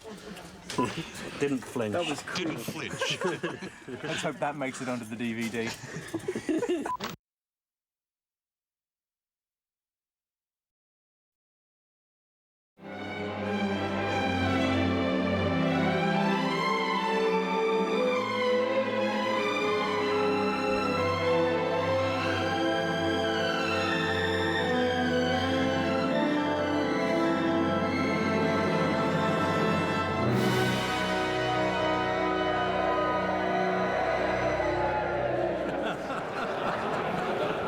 So after 25 years, we need to do it again. But we played it pretty well then, so we'll have to mind our pitch. So, just the top, please. Any good thing that comes to an end, there's a bittersweet aspect to it. But in this particular case, and for me, is a sense of real pleasure in having been able and given the opportunity and the energy to complete this whole picture. I feel very lucky and very happy about it. It's not something we planned. We didn't set out to stay together all that time. It's just in retrospect, it's kind of like a good marriage. You look back at it after all those years and say, wow, we really made it. It's not on here, it's not on there. I think you forgot to put the title on it. Since I was right, can I name that cue? I wonder if it's actually true that there was not a title on the cue. I almost... You saved it just for me. There's no question in my mind, for George, the single biggest collaborator that he has is John. George always has the idea of what the music is going to do. You say the focus is on really the emotional content, not on the bombastic of it. Yeah, right, exactly right. Music is the complete and utter support system for the way in which he tells his stories. They probably demand more music than any other films in terms of quantity than any films that I know. It makes it very difficult, but it also makes it a great opportunity. It's a great place for a composer to have a free swing with the bat, so to speak.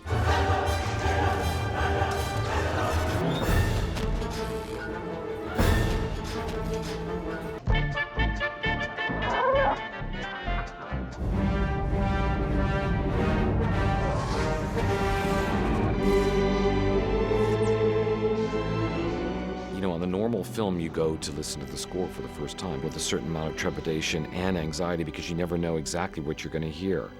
For us, it's the complete opposite. We cannot wait till we get to London. We cannot wait to hear it because there's never any issue is it's going to work with John. You always know it's going to work, and you know it's going to work beyond anything that you ever expected. The London Symphony, which we call the LSO affectionately, has been with us all these years, and the orchestra's recorded the scores for all 6 of the films now, which is a point of pride not only for me but also for the orchestra itself.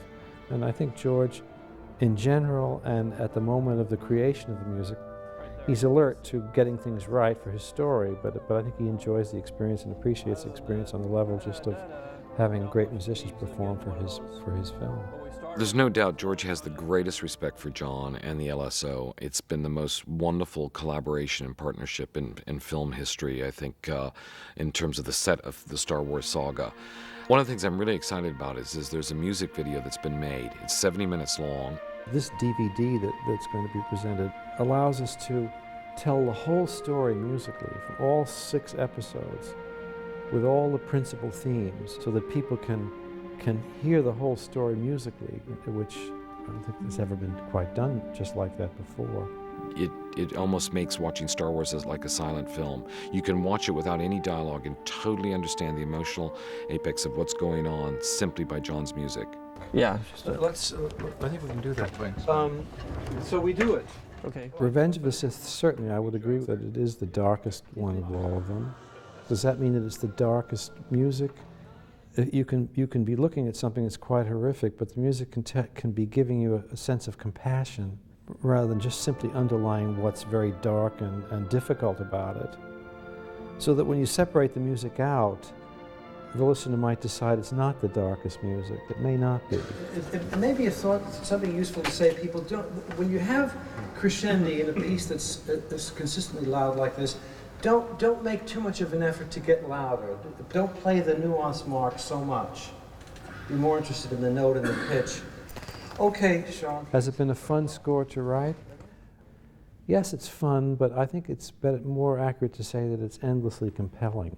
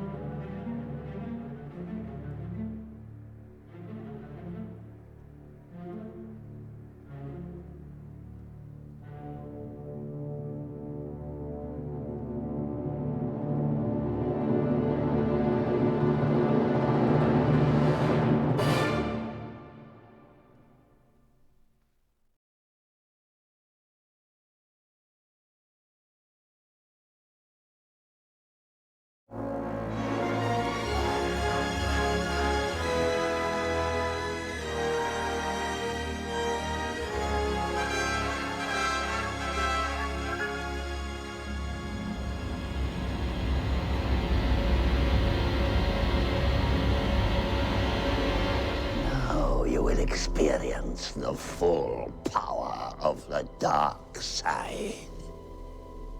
You'd be a very strange person indeed if you didn't know that I played Darth Sidious and also Palpatine, although of course I never admitted it in public, and George never admitted it on screen. Palpatine represents the devil. He represents the pure evil, the Dark Lord of the Sith, who is purely out to get more power and his greed. I'm appointing you to be my personal representative on the Jedi Council. Primarily, when you look at Episode 3, it is the story of Anakin Skywalker's fall. But one of the things I find more interesting is the whole arc of the character that Ian plays as Palpatine and Sidious. Takes us back to the old Return of the Jedi days. It absolutely does. I haven't seen a polished helmet since those days. And you, young Skywalker, we will watch your career with great interest. If you wanted a subtitle for these movies, it could be Fathers and Sons. I need your help, son. And while Palpatine isn't, we must assume, Anakin's natural father in this film, he's certainly a father figure for him. So then you can pull him. Yeah. You say, I've known you since you were a little boy. Everybody believes it's Darth Vader, who's the really ultimate bad guy, but the guy who's truly evil is Palpatine. He has manipulated this whole saga. Ian does such an amazing job of playing the puppet master. You know, he pulls each string with such charming yet evil precision. I think one of the factors of the character I play is temptation, and Anakin is tempted and indeed seduced by what Palpatine has to say and has to offer. You wanted to see me, Chancellor? Yes, Anakin, come closer. I have good news. People, I think, will find him very conflicted and understand his plight.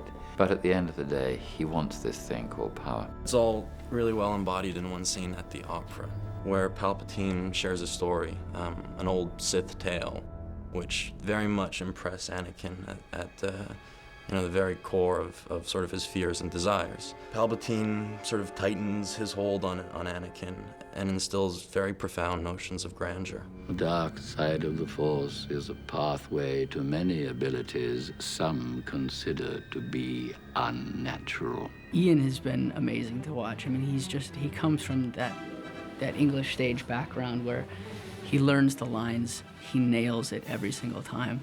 And it's interesting to watch George just sort of sit back and just go, it's like he knows the character, Ian knows the character, it's a no-brainer, yet it's incredibly powerful. The Sith will rule the galaxy.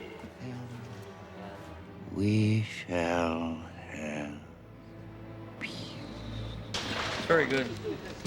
When you're just playing a scene with another actor, and it's a scene that has a chance to develop, that it's a dialogue scene in which there are many beats, you can make different choices, not ones that interfere with the continuity, but you're able, if you can find them in yourself, to offer George and the editor lots of different things.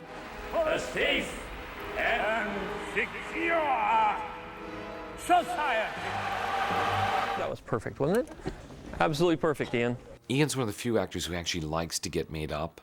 You got to remember, he comes from the theater, comes from one of the best theaters, not only as a director, but a wonderful actor. All actors who really are playing a different character altogether really love to get into the kit because that helps them so much become this other person that they're playing. I really feel I know Palpatine and the other guy, who I think we're allowed to talk about now, quite well. We've been intimates for the best part of 30 years, and I've been switching between those two characters, as you would imagine. So in and out of two different makeups on a regular basis. I think these guys are getting really good at it now. And they got it down to an hour and 3/4. Now I think they could probably do it in their sleep. They certainly do it in mine. What kept you? I found when I read the script, not only did I have a lot to say, but I had a lot to do that he seemed to have turned into Action Man. Ian is a classical Shakespearean actor. You know, the last thing in the world that he can do or wants to do is be a Jedi Master. You know, he is not a Jedi Master. He's got to be even more powerful than the Jedi. You know, so it's not that was not a day that he relished. I knew we'd be shooting those scenes in about 5 days, so I didn't have that long with Nick to get up to speed. Relax. There you go, like that. It's got to look mean. Go over and over. It's got to act. Over and over, and I take it away like that. We had to incorporate Ian into those sequences. We learned to move at a specific speed and sort of dexterousness that Ian just doesn't have yet because he wasn't focused on doing that. And then backing up. But I didn't know he could use a lightsaber, and twice as fast. In fact, no, 500 times as fast as anyone else. And sometimes, you know, he would not be looking, and I whacked him.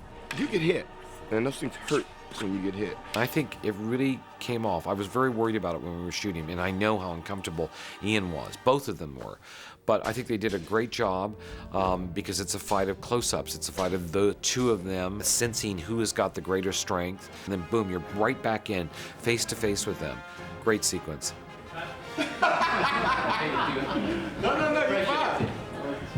I suppose I've been given a great opportunity with this part, these parts. Now you've created the arch villain of all time. But I guess it's all in a day's work.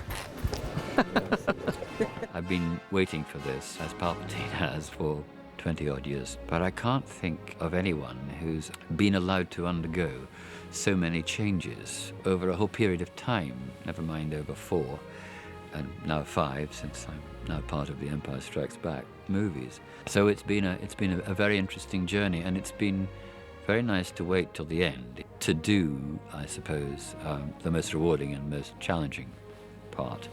So in a sense, I've had about 25 years to think about it. So if I've got it wrong, you know, it's entirely my fault.